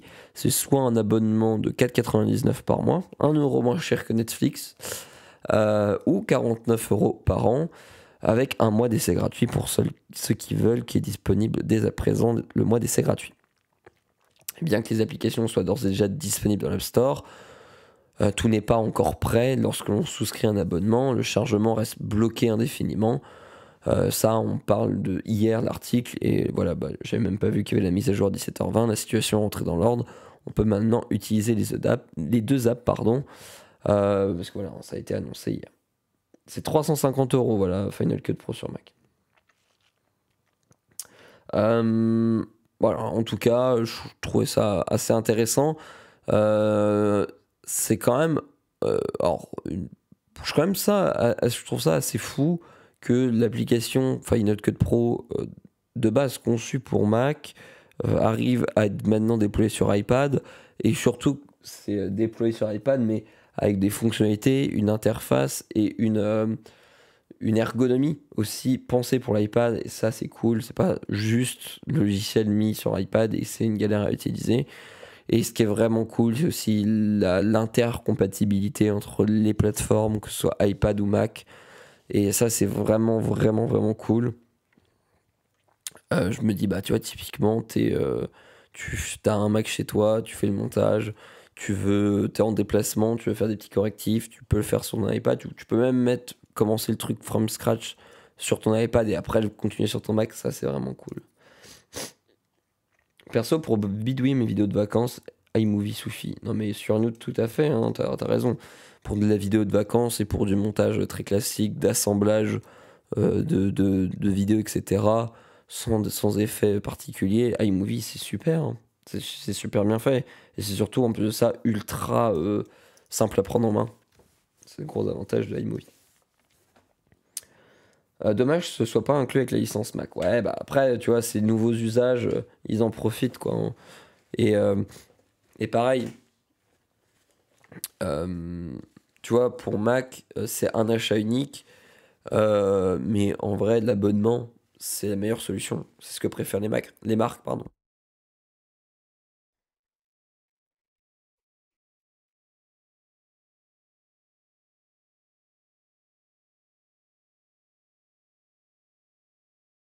Ouais, désolé pour ces instants mouchage. Mais, mais tu vois, sur Mac, je pense qu'ils vont pas revenir en arrière, du moins pas pour le moment, euh, parce que ça a toujours été comme ça, mais l'abonnement, c'est quand même beaucoup mieux, parce que tu vois, quelqu'un qui a Final Cut Pro depuis 5 ans, bah, c'est plus rentable, quoi, quoique 5 ans, si ça fait quoi, c'est 250 € par mois, qu'il faut plus, mais au bout d'un moment, les gens qui auront pris une licence, entre guillemets, à vie de Final Cut Pro sur Mac, bah, au bout d'un moment, ça rapporte plus d'argent à Apple. Là où est l'avantage avec des offres à abonnement. Euh, ou c'est pas inclus avec la licence Mac, que ce soit en achat unique, en abonnement, le soft t'appartienne pas. Bah, ce qui pourrait être cool, et je sais pas si c'est le cas, mais je pense pas que ce soit le cas, c'est que t'aies justement la possibilité d'abonnement sur Mac. euh, et donc du coup, si tu prends l'abonnement Final Cut Pro, et c'est peut-être le cas, hein, ça je sais pas s'il y en a qui savent dans le chat, je suis intéressé de savoir, mais est-ce que du coup maintenant, t'as l'offre d'abonnement qui est disponible même sur Mac, dans le sens où si tu prends, imaginons l'offre à 99 par mois, t'as Final Cut Pro sur Mac et sur iPad. Ou alors c'est que sur iPad.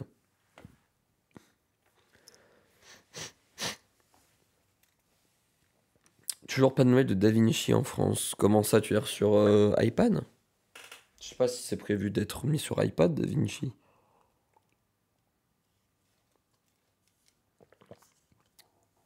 Je sais pas du tout. Mais voilà, je sais pas du coup si l'abonnement est intercompatible, entre guillemets. Je pense que ça doit être vraiment que pour iPad. Il y en a marre des solutions par abonnement, j'ai quitté Adobe pour ça perso. Bah, ce sont les solutions d'abonnement et bah là on voit hein, que ce soit pour les plateformes VOD ou même pour les logiciels, bah, c'est la meilleure solution pour les marques parce que ça permet de faire un revenu régulier et sur le long terme pour les marques, donc c'est tout bénef. Mais mais c'est sûr qu'après voilà, t'arrives à des trucs où t'en as marre. Et après je peux comprendre aussi, tu vois, si t'as pas des solutions d'abonnement, si tu fais un achat unique, bah, au bout d'un moment, en fait, c'est que tu n'auras plus de ressources financières. Typiquement, tu vois, pour Adobe, bah, maintenant, c'est de l'abonnement. Mais d'un autre côté, avec l'abonnement, bah, chaque année, tu as la nouvelle version des softs Adobe qui sortent, tu as les mises à jour, etc. Tu as aussi le cloud. Bon, ça, c'est Creative Cloud. Ça, c'est supplémentaire, on va dire, c'est entre guillemets du bonus. Mais imaginons si tu payais, je sais pas, en achat unique 400 euros Photoshop, bah, au bout d'un moment, en fait, ton soft il va continuer à être mis à jour, mais Adobe, eux, n'auront plus de revenus. Et donc, du coup, l'abonnement, c'est le système le plus viable économiquement pour les entreprises.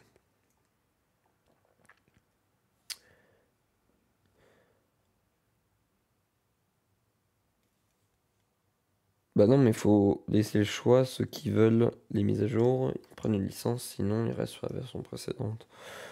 Ouais, bon, bah, c'est vraiment très intéressant pour les entreprises de faire ça. Mais, euh, mais voilà, de toute façon, avant Adobe, les premières versions de Photoshop, si je dis pas de bêtises, tu payais l'achat unique, hein. Enfin, tu payais la licence pour le logiciel. Et imagine si t'avais pas de système d'abonnement, est-ce que tu te verrais. Alors après, tu me diras, j'ai pas besoin d'avoir mon soft mis à jour. Peut-être.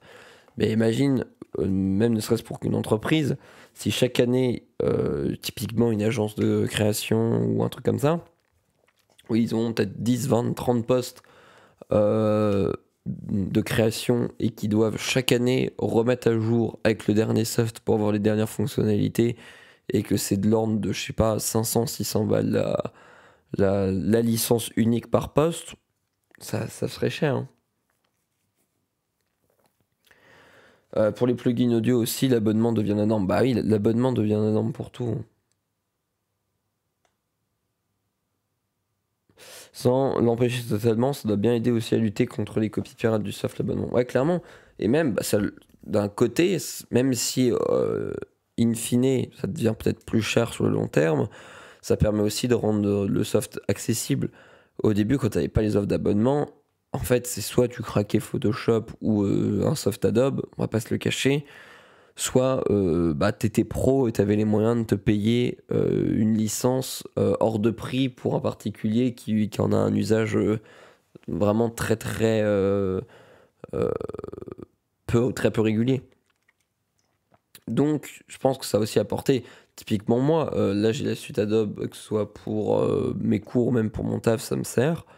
Et bah, je l'aurais jamais, et j'aurais la version craquée si il n'y avait pas l'abonnement.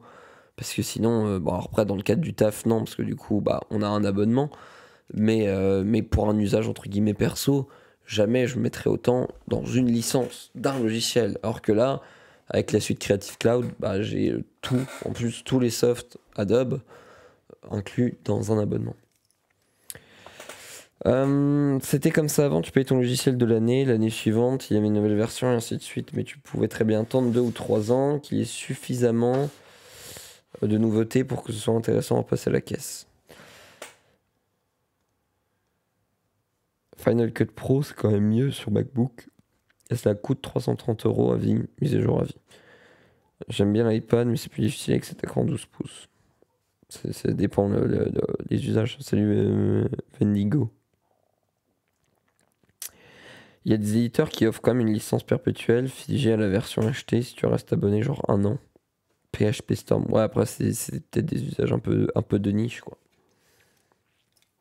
Mais j'avoue que les offres de vie, ça me fait des fois un petit peu sourire parce que, avis de quoi, tu vois. Bah après, pour Final Cut Pro Mac, en fait, là où Apple n'est pas dupe, c'est que quand ils ont proposé ça, en fait, les gens vont racheter un Mac pour continuer à utiliser Final Cut Pro, les nouveaux usages de Final Cut Pro. Donc au bout d'un moment, en fait, ils s'y retrouvent. Et c'est pour ça qu'ils peuvent proposer le logiciel, entre guillemets, à vie et proposer des mises à jour gratuites. C'est parce qu'ils vendent du hardware avec. Mais si Apple était juste éditeur que de Final Cut Pro, je pense qu'ils seraient pas rentables, ou du moins qu'ils auraient des soucis financiers au bout d'un moment. Une fois que tout le monde serait équipé d'une licence Final Cut Pro à 350 €, bah après tu peux plus le mettre à jour, quoi, tu peux plus le maintenir. Enfin voilà, un petit peu cet article. Après, payer à vie, ça peut valoir le coup si tu travailles que sur ça. Genre ta licence Photoshop payée il y a 10 ans, elle est toujours valide. C'est Illustrator, tu es gagnant. Oui, c'est sûr, mais après, si tu veux avoir aussi de nouveaux usages d'Adobe et de Photoshop, bah tu vois, ça coûte cher. Mais d'ailleurs, il y a, je l'ai mis tout à l'heure, je l'ai pas testé, mais il y a une nouvelle version de Photoshop en bêta, justement que j'ai mis grâce à Adobe Creative Cloud, justement qui intègre l'IA et franchement c'est vraiment puissant, c'est assez game changer parce que en fait tu peux sélectionner typiquement en fait des zones. Putain, je parle d'IA, qu'est-ce qui se passe? Mais tu peux typiquement en fait dans ton Photoshop sélectionner un sujet, sélectionner une zone et dire sur cette zone mets-moi un effet je sais pas grisé ou mets-moi cette zone en noir et blanc, etc. Et avec l'IA en fait il va te faire le truc tout seul. Et ça, pour le coup, pour Photoshop, c'est assez game changer. Et ça permet vraiment d'utiliser l'IA très précisément. Là où tu vois, tu utilises du mid-journée, etc. Tu fais des prompts. Tu fais 60 prompts pour réussir à avoir le truc qui devait à peu près bien interprété par l'IA. Là, en fait, c'est toi qui domptes l'IA et qui lui dit précisément que faire à tel endroit, telle zone. Je vais vous montrer. Ouais, c'est de la merde, la vraie IA qui fait des vrais trucs. Je vais vous montrer si je retrouve. En plus, je crois que Guillaume, il me l'a transféré il y a pas longtemps. Mais je l'ai vu aussi. Oula, attendez, où suis-je? Ah, voilà. C'est par rapport à ça. Et j'ai mis là à l'instant, je l'ai pas encore testé, je l'ai mis juste avant le mug. Mais vous voyez en fait un petit peu, je vous mets en grand.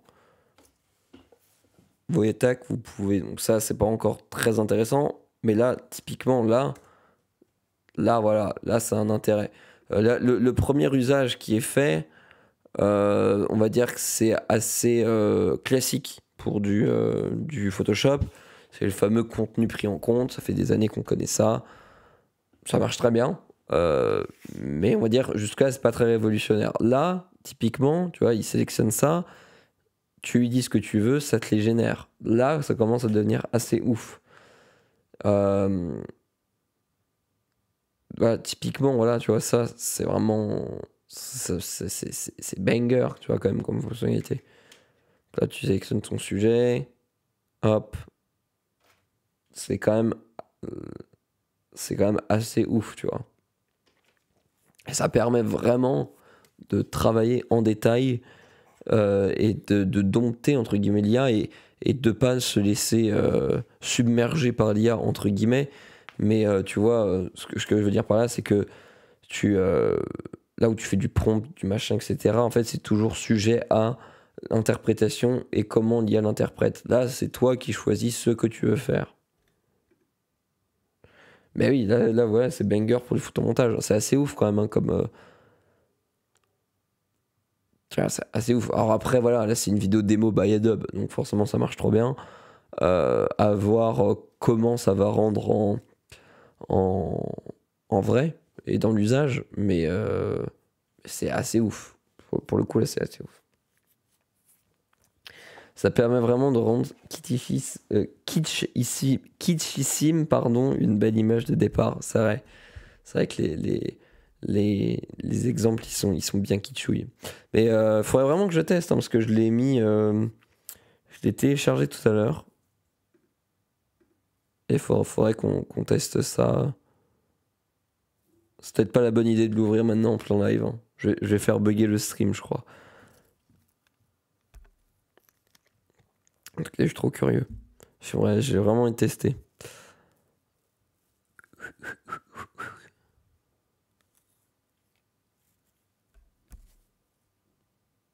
Après, c'est vraiment pas une bonne idée de sortir ça en plein live. Surtout que je sais pas comment l'utiliser, mais... Ah, tu peux aussi maintenant faire des révisions et tout. Bref, ce n'est pas une bonne idée, Léo. Éteins-moi ça, continue le mug, et on verra ça après. Pire idée. Ah oui, mais clairement. Revenons à nos articles, ce sera mieux.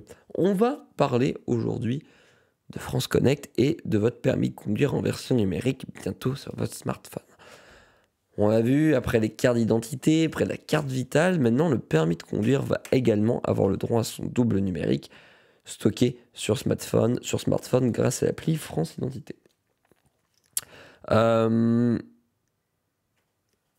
France Identité d'ailleurs, alors maintenant c'est un petit peu trop tard, mais qui a annoncé, c'était quand? C'était hier ou lundi, je sais plus, qui a rouvert 10 000 places de bêta à l'application France Identité. Souci en fait, c'est que pour que ça fonctionne, il faut la nouvelle carte d'identité que je n'ai pas. Je me suis inscrit comme un con à la bêta, je me suis dit cool, maintenant je peux mettre mon permis, mais en fait ça ne fonctionne, du moins pour créer le compte France Identité, pour se loguer sur l'application et pouvoir rentrer son permis en plus, t'es obligé d'avoir la nouvelle carte que je n'ai pas. Donc, petit souci. La SNCF a un problème avec France Identité. On en reviendra un peu plus tard, mais oui, t'as raison.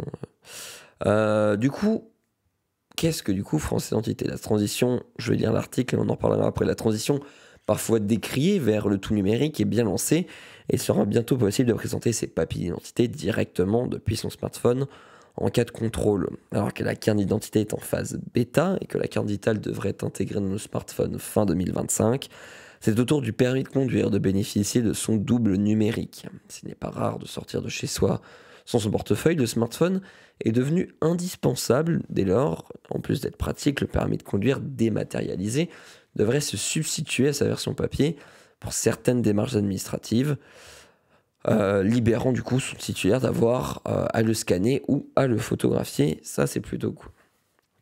Le permis traditionnel garde sa valeur. Sans surprise, ce document numérique sera stocké dans l'onglet portefeuille de la France Identité. Du coup, voilà, hein, vraiment l'appli France Identité. Le but, c'est de faire vraiment une application pour regrouper ces documents d'identité et aussi de l'utiliser pour attester un petit peu comme France Connect, pour ceux qui connaissent, du coup, de permettre de se loguer sur des sites de l'État, etc., ou de prouver son identité directement via France Identité, et donc du coup sans des fois être amené à partager son document en photo, en le scannant, etc.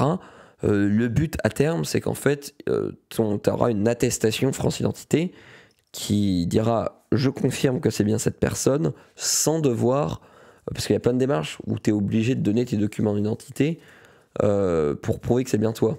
Et c'est pas très safe, quoi, parce que du coup, tu donnes un petit peu des fois à n'importe qui le recto verso de ta carte d'identité.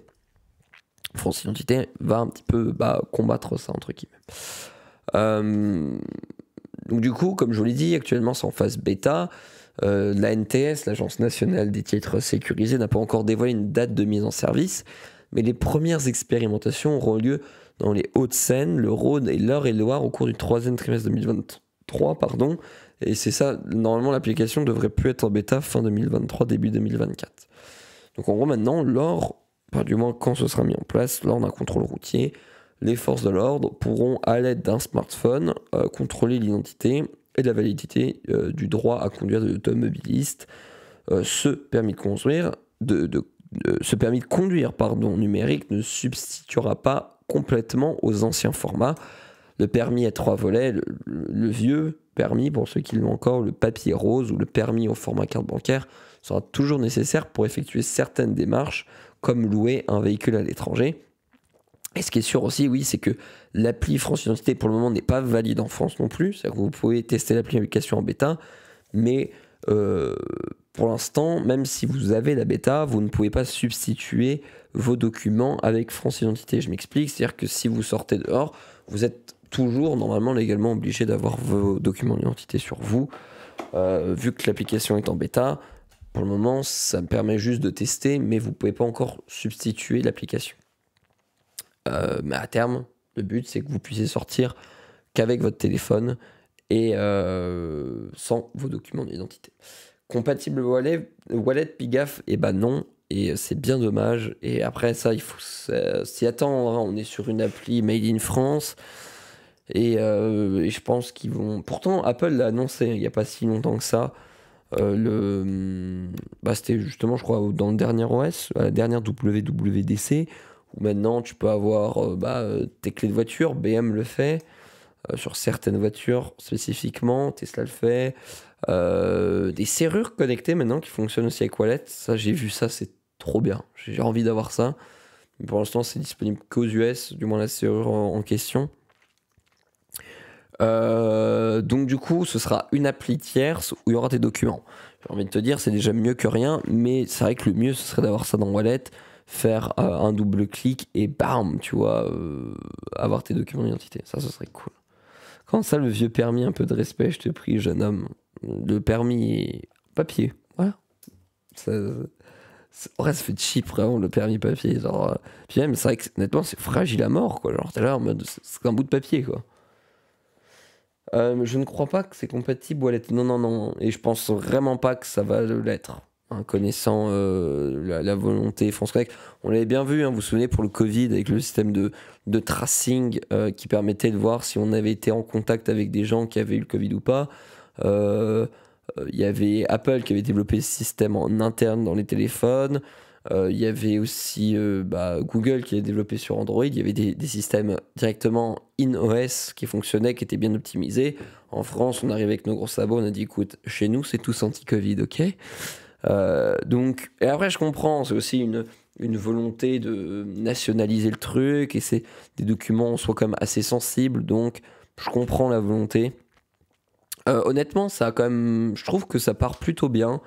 Je suis le compte Twitter, je suis étonné. Genre, t'as vraiment pas l'impression que ce soit un compte Twitter d'un truc de l'État. Le Twitter est géré en mode très, très chill.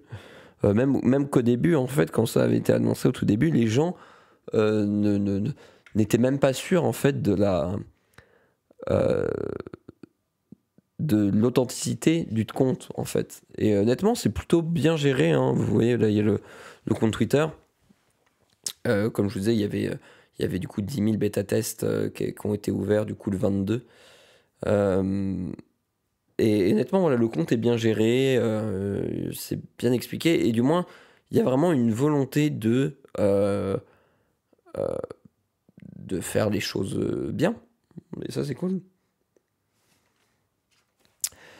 Et là, voilà, vous voyez, du coup, augmentation de la jauge de bêta-test à 10 000 testeurs supplémentaires. D'ici la fin de l'été, il y aura encore une jauge, maintenant plus en bêta, mais en version stable, à 100 000 personnes. Et du coup, avant la fin de l'année, l'ouverture généralisée de l'application. Et voilà, en fait, un petit peu comment ça se comportera avec du coup, a uniquement la nouvelle carte d'identité. Ça ne fonctionne qu'avec ça. Même si c'est un nouveau permis, moi typiquement j'ai l'ancienne carte d'identité mais le nouveau permis, je peux pas utiliser France Identité. Pourtant j'ai l'application, mais je peux pas utiliser comme un con. Je pensais qu'on pouvait, euh, mais euh, mais non. Et en fait, comment ça fonctionne le process? Il y a une puce maintenant NFC dans les nouvelles cartes d'identité et c'est ça qui permet d'enregistrer euh, la carte dans l'application.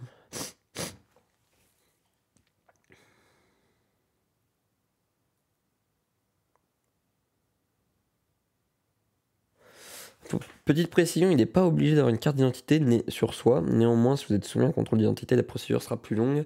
Sinon, vous ne pouvez pas présenter de pièce d'identité. Ok, ok. Instant.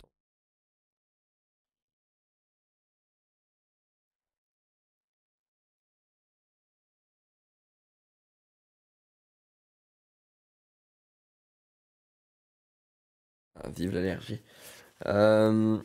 Ce sera possible avec les titres de transport. Ce serait tellement bien aussi que Navigo soit intégré sur Wallet. Ça, pour le coup, il y a peut-être moyen. Petit problème de souveraineté Wallet, ouais, c'est un petit peu ça le problème. Et honnêtement, je pense que vu la politique française, je pense que Wallet, on n'est pas prêt de l'avoir. Où on aura peut-être le jour où tous les autres pays l'auront et on se dira ah, peut-être que. Mais honnêtement, on n'est vraiment, vraiment pas prêt de l'avoir. Pour le moment, en plus, il y a déjà que certains États aux États-Unis qui ont accès. Quelqu'un s'est pris une amende par un contrôleur de train car cette application n'est pas acceptée par la SNCF comme preuve d'identité. Tout à fait. Mais de toute façon, la SNCF, ils ont un problème avec ça. Bah, et après, comme je vous le dis, en soi, ils n'ont pas tort, entre guillemets. Bon, ils sont juste très procéduriers. Mais l'application, en tant que bêta actuellement, ne peut être utilisée en substitut d'un vrai document d'identité, comme ça a pour but d'être de substituer. Mais du moins, pour le moment, c'est pas valable. Et la SNCF, imaginons que tu as perdu ton portefeuille ou quoi, tu n'as pas ton papier d'identité sur toi. Tu as beau montrer une photo de ta carte d'identité, ta carte vitale, tout document qui pourrait attester que c'est toi, c'est fini, ça marche pas. Personnellement, bah, j'ai l'abonnement TGV Max. Tu es obligé de montrer un papier d'identité officiel. Si t'es pas en mesure de montrer ton papier d'identité officiel, tu te payes une amende. C'est pas en plus la petite amende. Déjà que la SNCF pas compatible Wallet, c'est pénible et encore une autre appli d'authentification n'est pas encore, je trouve, pratique. C'est what SNCF, c'est pas sur Wallet? T'es sûr? Bon, du moins, après, perso, j'utilise Trendline. Trendline, dès que j'ai un billet, je l'intègre dans Wallet.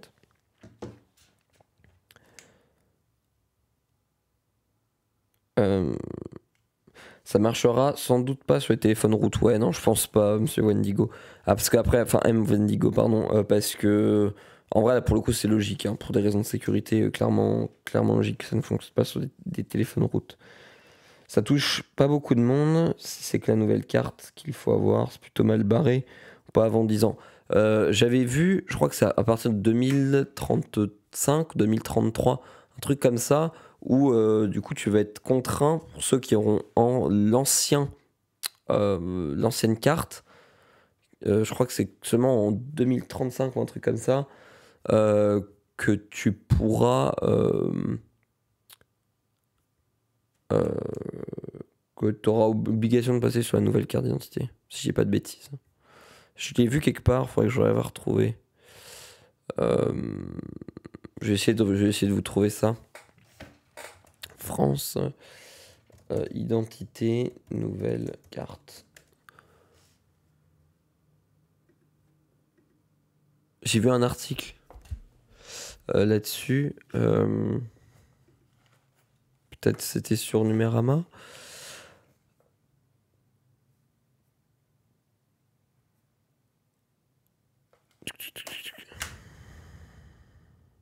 Ouais, je sais plus où est-ce que je l'avais vu. Peut-être sur iGeneration, peut-être.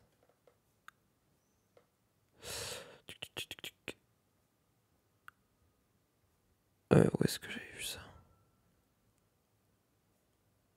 Ouais, je sais plus. Mais je sais qu'il y a une date butoir à laquelle les anciens cartes d'identité seront plus valides. De toute façon, la SNCF, tu en grève, MDR. Tu peux mettre Vendigo. Le truc, c'est que si tu montres quelque chose qui atteste que c'est toi autre que la carte d'identité, te mettre une amende. Sauf qu'ils voient très bien que c'est toi, donc c'est vraiment pour faire payer les gens. Bah oui, Anthony, clairement. Après, théoriquement, légalement et dans les conditions, c'est marqué que tu es obligé d'utiliser un document, d'attester ton identité par un document officiel. Donc, document officiel en France, c'est permis, passeport et carte d'identité. Donc en soi, ils sont en droit de te mettre l'amende parce que c'est dans les conditions générales. Mais clairement, je trouve que c'est de l'abus, c'est de l'excès. De toute façon, dans 15 ans, tout devrait être renouvelé car elles seront toutes périmées. De toute façon, c'est quoi? Oui, ça, c'est 15 ans une carte d'identité. Je sais que l'État utilise l'identité numérique de la Poste, ça peut servir dans quelques cas. Par exemple, France Connect. L'application de la Poste est juste horrible. Ouais, honnêtement, la Poste, j'ai vraiment pas confiance en la Poste. Hein. Je donnerais pas un papier d'identité à la Poste, franchement. Faudrait que les mairies se bougent pour prendre des rendez-vous, pour faire les nouveaux papiers d'identité. Je suis d'accord avec toi, Zeratul, c'est très compliqué d'avoir des rendez-vous. Moi, je regardais par exemple pour faire un passeport, je n'ai pas de créneau. Genre, sur les 4 prochains mois, pas de créneau. C'est un enfer. Par contre, au contraire, quand j'avais fait ma carte d'identité, ça a été une rapidité story time. Et d'ailleurs, du coup, je suis dégoûté d'avoir dû la refaire. Parce que du coup, je l'ai refaite 1 an avant qu'il y ait le nouveau format. Du coup, je fais les démarches, etc. Genre, j'étais allé vers début d'après-midi, je crois, à la mairie. Genre un truc genre 13h30, 14h, tu vois. Je suis sorti, j'ai fait les documents. Le lendemain matin, je reçois un SMS genre en mode votre carte d'identité est prête. Tu sais, je suis en mode j'appelle en mode ouais frérot, je viens de recevoir un SMS ce matin pour me dire que ma carte d'identité est prête. C'est un bug ou elle est vraiment là? Bah le mec il me dit ah bah non, si vous avez reçu le SMS, c'est que c'est bon. Je dis ouais mais enfin je dis j'avais dû appeler vers 9h le lendemain, ça fait même pas 24 heures. Mec je dis oui mais je suis venu faire les documents hier à 14h. Le mec il me dit ah oui quand même oui. Et au final la carte était bien là, donc j'avais eu une carte d'identité en même pas 24 heures, ça c'était un truc de fou. Mais je pense que c'est une exception. Euh, mais, euh, mais voilà, c'était l'instant story time. Non, carte vitale, c'est pas document officiel. C'est pas considéré comme document officiel. Ça sera certainement 15 ans après la date de délivrance, oui, bah voilà. Ah bah voilà, du coup c'était 2021, ça serait en 2036. Je comprends pas que France Connect passe pour la Poste. Depuis quand la Poste sont efficaces et sûres? Ah bah comme tu dis, Extranet, c'est vraiment pas en confiance. La SNCF, tac tac tac. En Suisse, pas besoin de rendez-vous, on va à la mairie, on ressort avec un passeport carte d'identité, le tout en moins de 30 minutes. File d'attente comprise. Au calme.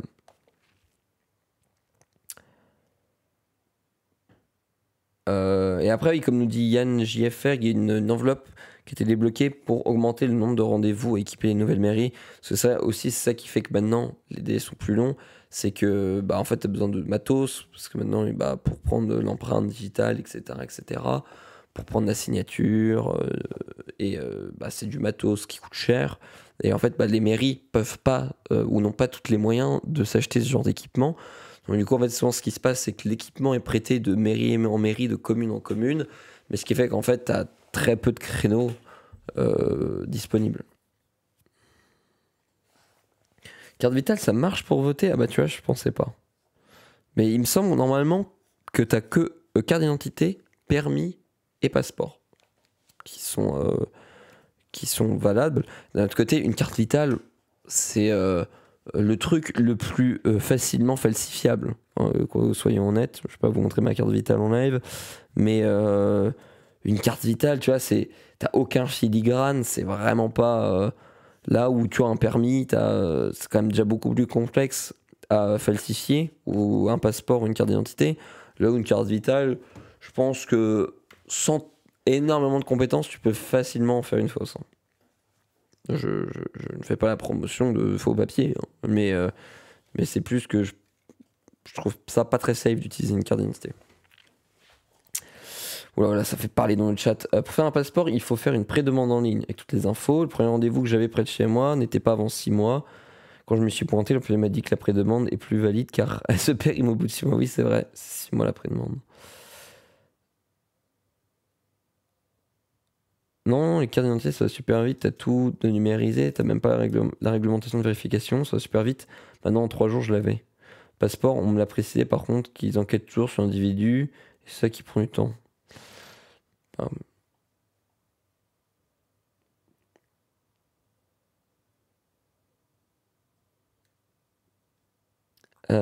Ouais, une fois que tu as tout fait, les pré-demandes, le rendez-vous à 6 mois, j'imagine le jour J, comment tu te sens VIP sur le tapis rouge de Cannes. Ça doit être les mairies, j'ai demandé de faire un passeport de 0 le mois dernier, le rendez-vous est pour juin, et rien à pré-remplir. Je peux le faire, mais pas obligé. Ouais, après, c'est vrai que l'avantage de faire la pré-demande en ligne, c'est que, bah, en fait, déjà, ça te permet de t'assurer que tu as toutes les pièces justificatives qui te demandent. Donc du coup en fait déjà s'il te manque une info tu le sais avant de faire ta pré-demande, c'était de te pointer à ton rendez-vous euh, en mode ah merde il me manque ça, bon bah à la prochaine, ah dans 6 mois. Et aussi ça permet de gagner du temps sur place, la personne n'est pas obligée de rentrer toutes les informations. Pourtant mon père justement a confiance en la poste car la poste c'est safe, tout le monde connaît. Donc pour un grand public, j'ai l'impression que c'est une bonne image. J'utilise le service Digipost pour mes bulletins de salaire perso. Comme j'ai pas trop le choix, pas d'avis sur la vraie sécurité, cela dit. Honnêtement, j'ai vraiment pas confiance. Typiquement, la boîte mail, la poste.net, mais quelle plaît! Genre vraiment, j'ai zéro confiance en la poste. Hein. Désolé, hein, mais après, faudrait me prouver le contraire. Pour voter, on l'a fait, ça marche. Ouais, mais après. Pour voter, pour voter, ça dépend aussi de la personne que tu as en face qui vérifie ton document d'identité. Ça dépend de sa bonne foi ou pas. Mais soyons honnêtes entre nous, une carte vitale, t'as aucun relief, aucun filigrane. Et donc du coup, pour peu que tu aies une machine qui te permet d'imprimer sur une carte proprement, et tu peux mettre n'importe quelle puce, ça marche. Pour la carte d'identité, j'ai été dans une annexe de la mairie pour avoir plus de place, c'était grave rapide. Ouais, bah après, faut fouiller, faut chiner, faut fouiner pour avoir un rendez-vous rapidement. Ouais, une horreur la boîte mail, Just00, c'était ma première boîte mail, mais une horreur. Une plaie cette poste, la poste.net. Enfin bref, voilà, je trouvais ça intéressant. Je vais vous montrer aussi, puisque c'est vrai qu'il est déjà tard, mais je vais vous montrer un petit peu comment ça se goupille, comment l'application en fait fonctionne. Enfin, je vais juste vous montrer l'onboarding de base. Tac. France Identité. Donc là, voilà, j'ai ouvert l'appli France Identité. Donc là, voilà, prouvez votre identité sans divulguer toutes vos données. Ce que je vous disais, évitez l'usurpation de votre identité et simplifiez vos démarches en ligne. Ça, c'est les promesses de l'application France Identité. Et donc, du coup, en fait, comment ça fonctionne? Donc là, bon, tu acceptes les conditions générales d'utilisation. Et là, en fait, du coup, tu dois enregistrer ta carte d'identité. Donc, il faut que tu scannes la face avant de ta carte, ensuite que tu utilises ta carte en NFC, et ensuite que tu saisisses une adresse mail. Et donc voilà, en fait, le processus, c'est que tu scannes d'abord en photo. Voilà, vous voulez voir ma tête. Voilà, oulala, je scanne. Voilà, je suis une carte d'identité. Et voilà, vous scannez dans un premier lieu, ensuite vous lisez avec le NFC, donc NFC qui n'est disponible que dans la nouvelle carte d'identité. C'est pour ça que vous êtes obligé d'avoir la nouvelle carte d'identité pour utiliser France Identité. Et après, faut mettre un mail et t'as ta carte sur France Identité. Après, la direction numérique de la Poste a évolué aussi maintenant. Ah bah, ce serait une bonne chose. Ça dépend vraiment des mairies, j'imagine. Ma souplesse est plutôt bien dotée en fonctionnaire. Oh, ça part en conversation. J'ai un pote qui se fait voler son identité en cherchant un appartement. Typiquement, j'allais dire, c'est typique les appartements. Parce que sur son bulletin de salaire, il y a son RIB. Le mec a fait un crédit auto à son nom. Ça arrive à beaucoup de gens et c'est le problème d'ailleurs de toutes ces agences immobilières, etc. C'est qu'en fait, le marché souvent est tellement saturé qu'ils te demandent des pièces, ils te demandent tout et un tas d'infos méga confidentielles et méga privées, de salaire, tes impôts, tes papiers d'identité, etc. Donc en fait, tu donnes tout pour la personne si elle veut. Et bah tu vois, crédit auto à son nom, typiquement, ça m'étonne vraiment pas. En fait, tu as toutes les pièces justificatives qu'on te demande partout. Donc en fait, il suffit de faire une annonce Le Bon Coin, genre en mode tu loues un appartement, tu dis aux gens envoyez-moi un dossier et tu récupères des infos. Il y a un tas de gens qui se font voler leurs infos comme ça. C'est assez malheureux. Et de notre côté, c'est dû bah voilà, aux pratiques abusives que font les agences immobilières. Il y en a, ou même des locataires, hein, enfin des propriétaires qui demandent un tas de pièces abusives qui normalement sont pas censés légalement demander. Mais en fait, bah, personne ne dit rien parce qu'en fait, dans certaines villes, en fait, le marché immobilier est tellement tendu qu'en fait, bah, tu vends ton âme au diable pour avoir un logement, quoi. Magnifique carte d'identité, t'as vu, j'imite bien. Hein. Mon smartphone n'a pas de NFC. Machete, t'as pas de NFC sur ton smartphone? Ça doit être des smartphones assez anciens, non? Parce que normalement, maintenant, quasiment tous les smartphones ont du NFC. Hein. Il faudrait couper, il est 9h40, punaise déjà. Il demande la même chose que la banque pour un crédit IMO. Bah, exactement, oui. Mais après, une banque, tu vois, c'est déjà un peu plus officiel que. Et en fait, surtout une banque, ils ont le droit, normalement. Qu'une agence IMO, qu'un mec random, quoi. Dur les pratiques abusives de certaines agences IMO. Mais oui, mais en fait, tu sais, c'est que t'as beau être contre, en fait, tu peux pas lutter.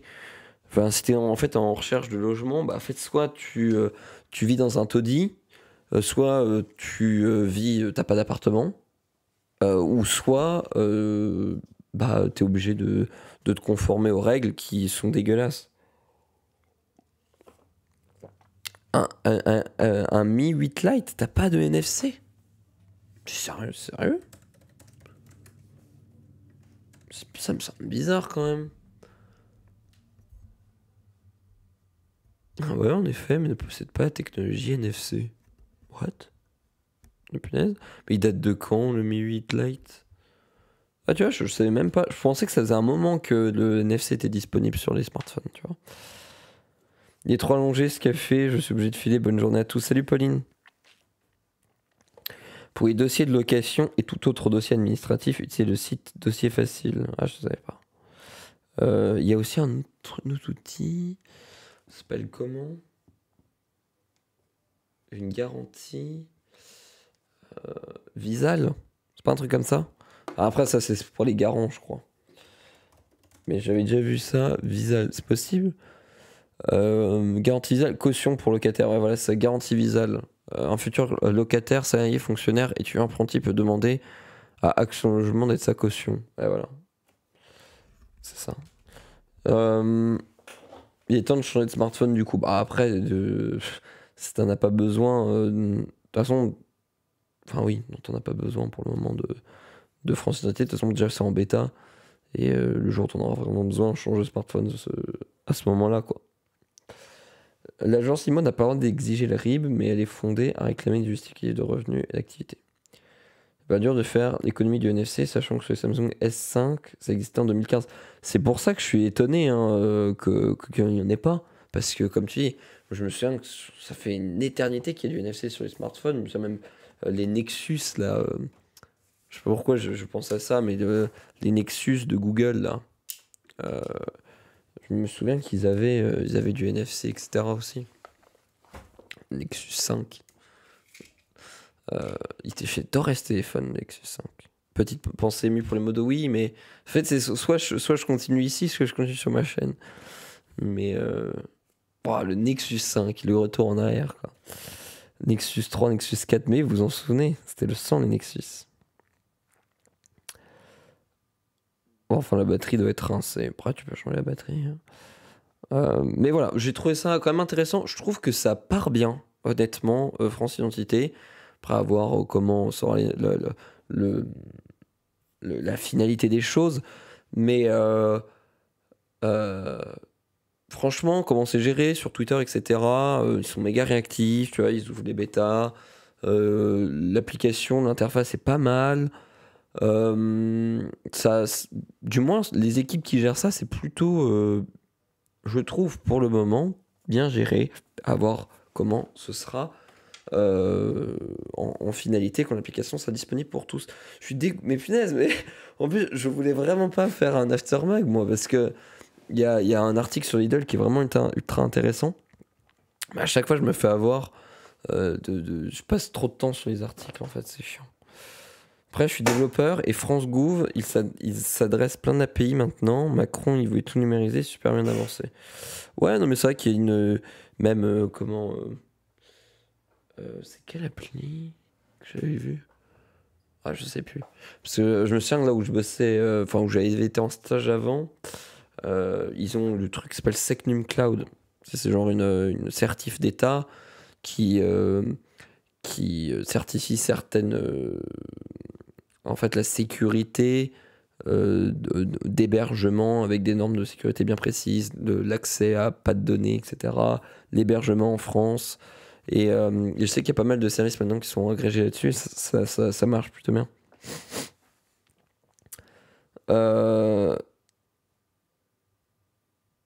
Ouais, certif aussi du ANC, du cloud souverain. Ouais, voilà, c'est ça. T'étais pas malade? Si, je suis malade. J'ai des yeux comme ça, le nez comme ça.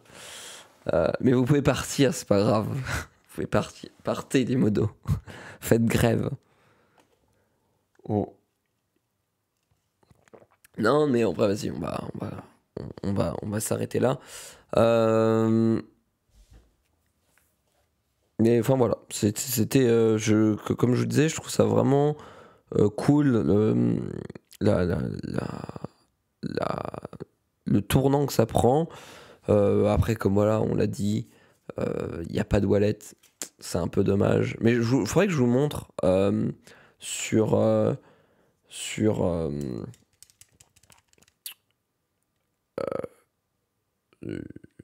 la serrure que j'ai vue wallet, qui est disponible du coup sur les App Store américains. Après, la serrure, elle est vraiment ledge, hein. C'est vraiment plus pour moi de la serrure d'intérieur que de la serrure extérieure, entre guillemets, de porte. Mais par contre, l'usage, c'est trop bien, quoi. Genre, tu rentres chez toi, tu poses ton téléphone, la porte s'ouvre. C'est trop bien, c'est trop bien. Après, il y en a qui vont me dire, oui, il y a Nuki qui existe, des trucs comme ça, mais... Euh, Enfin voilà, comme dit Samuel, je vais pas attendre plus longtemps. On se fait l'aftermug ou pas? Mais dites-moi si vous avez des gens à raid ou pas. Si vous avez des propositions. On va peut-être raid quelqu'un. Quelqu'un, ça peut être cool. Et rien ne nous empêche de faire l'aftermug aussi. Tac. C'est devenu une norme en fait maintenant l'aftermug. Alors que j'en peux plus là. Mais j'ai trop envie de parler de ces articles. Mais de toute façon, sur le mug, on se croirait à la télé, on est là, on a la montre en main, on peut même plus dépasser le mug. C'est n'importe quoi. Tac.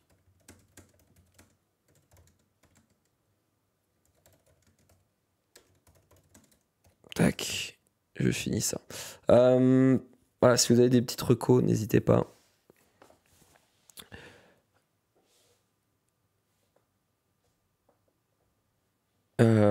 Comme pour les voitures modernes.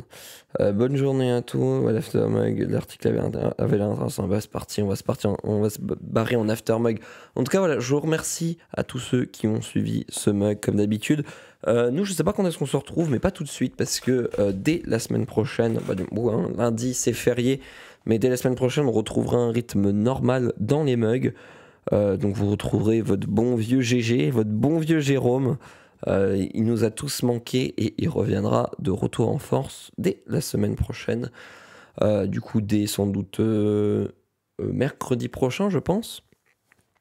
Et on va se laisser là-dessus. Passez une très bonne journée et on se dit à plus. Salut tout le monde. Et Aftermug, les haut-parleurs, pour ceux qui veulent. Comme ça, on se finit les articles en 2 spi et après, on y va. Salut à tous, bonne journée.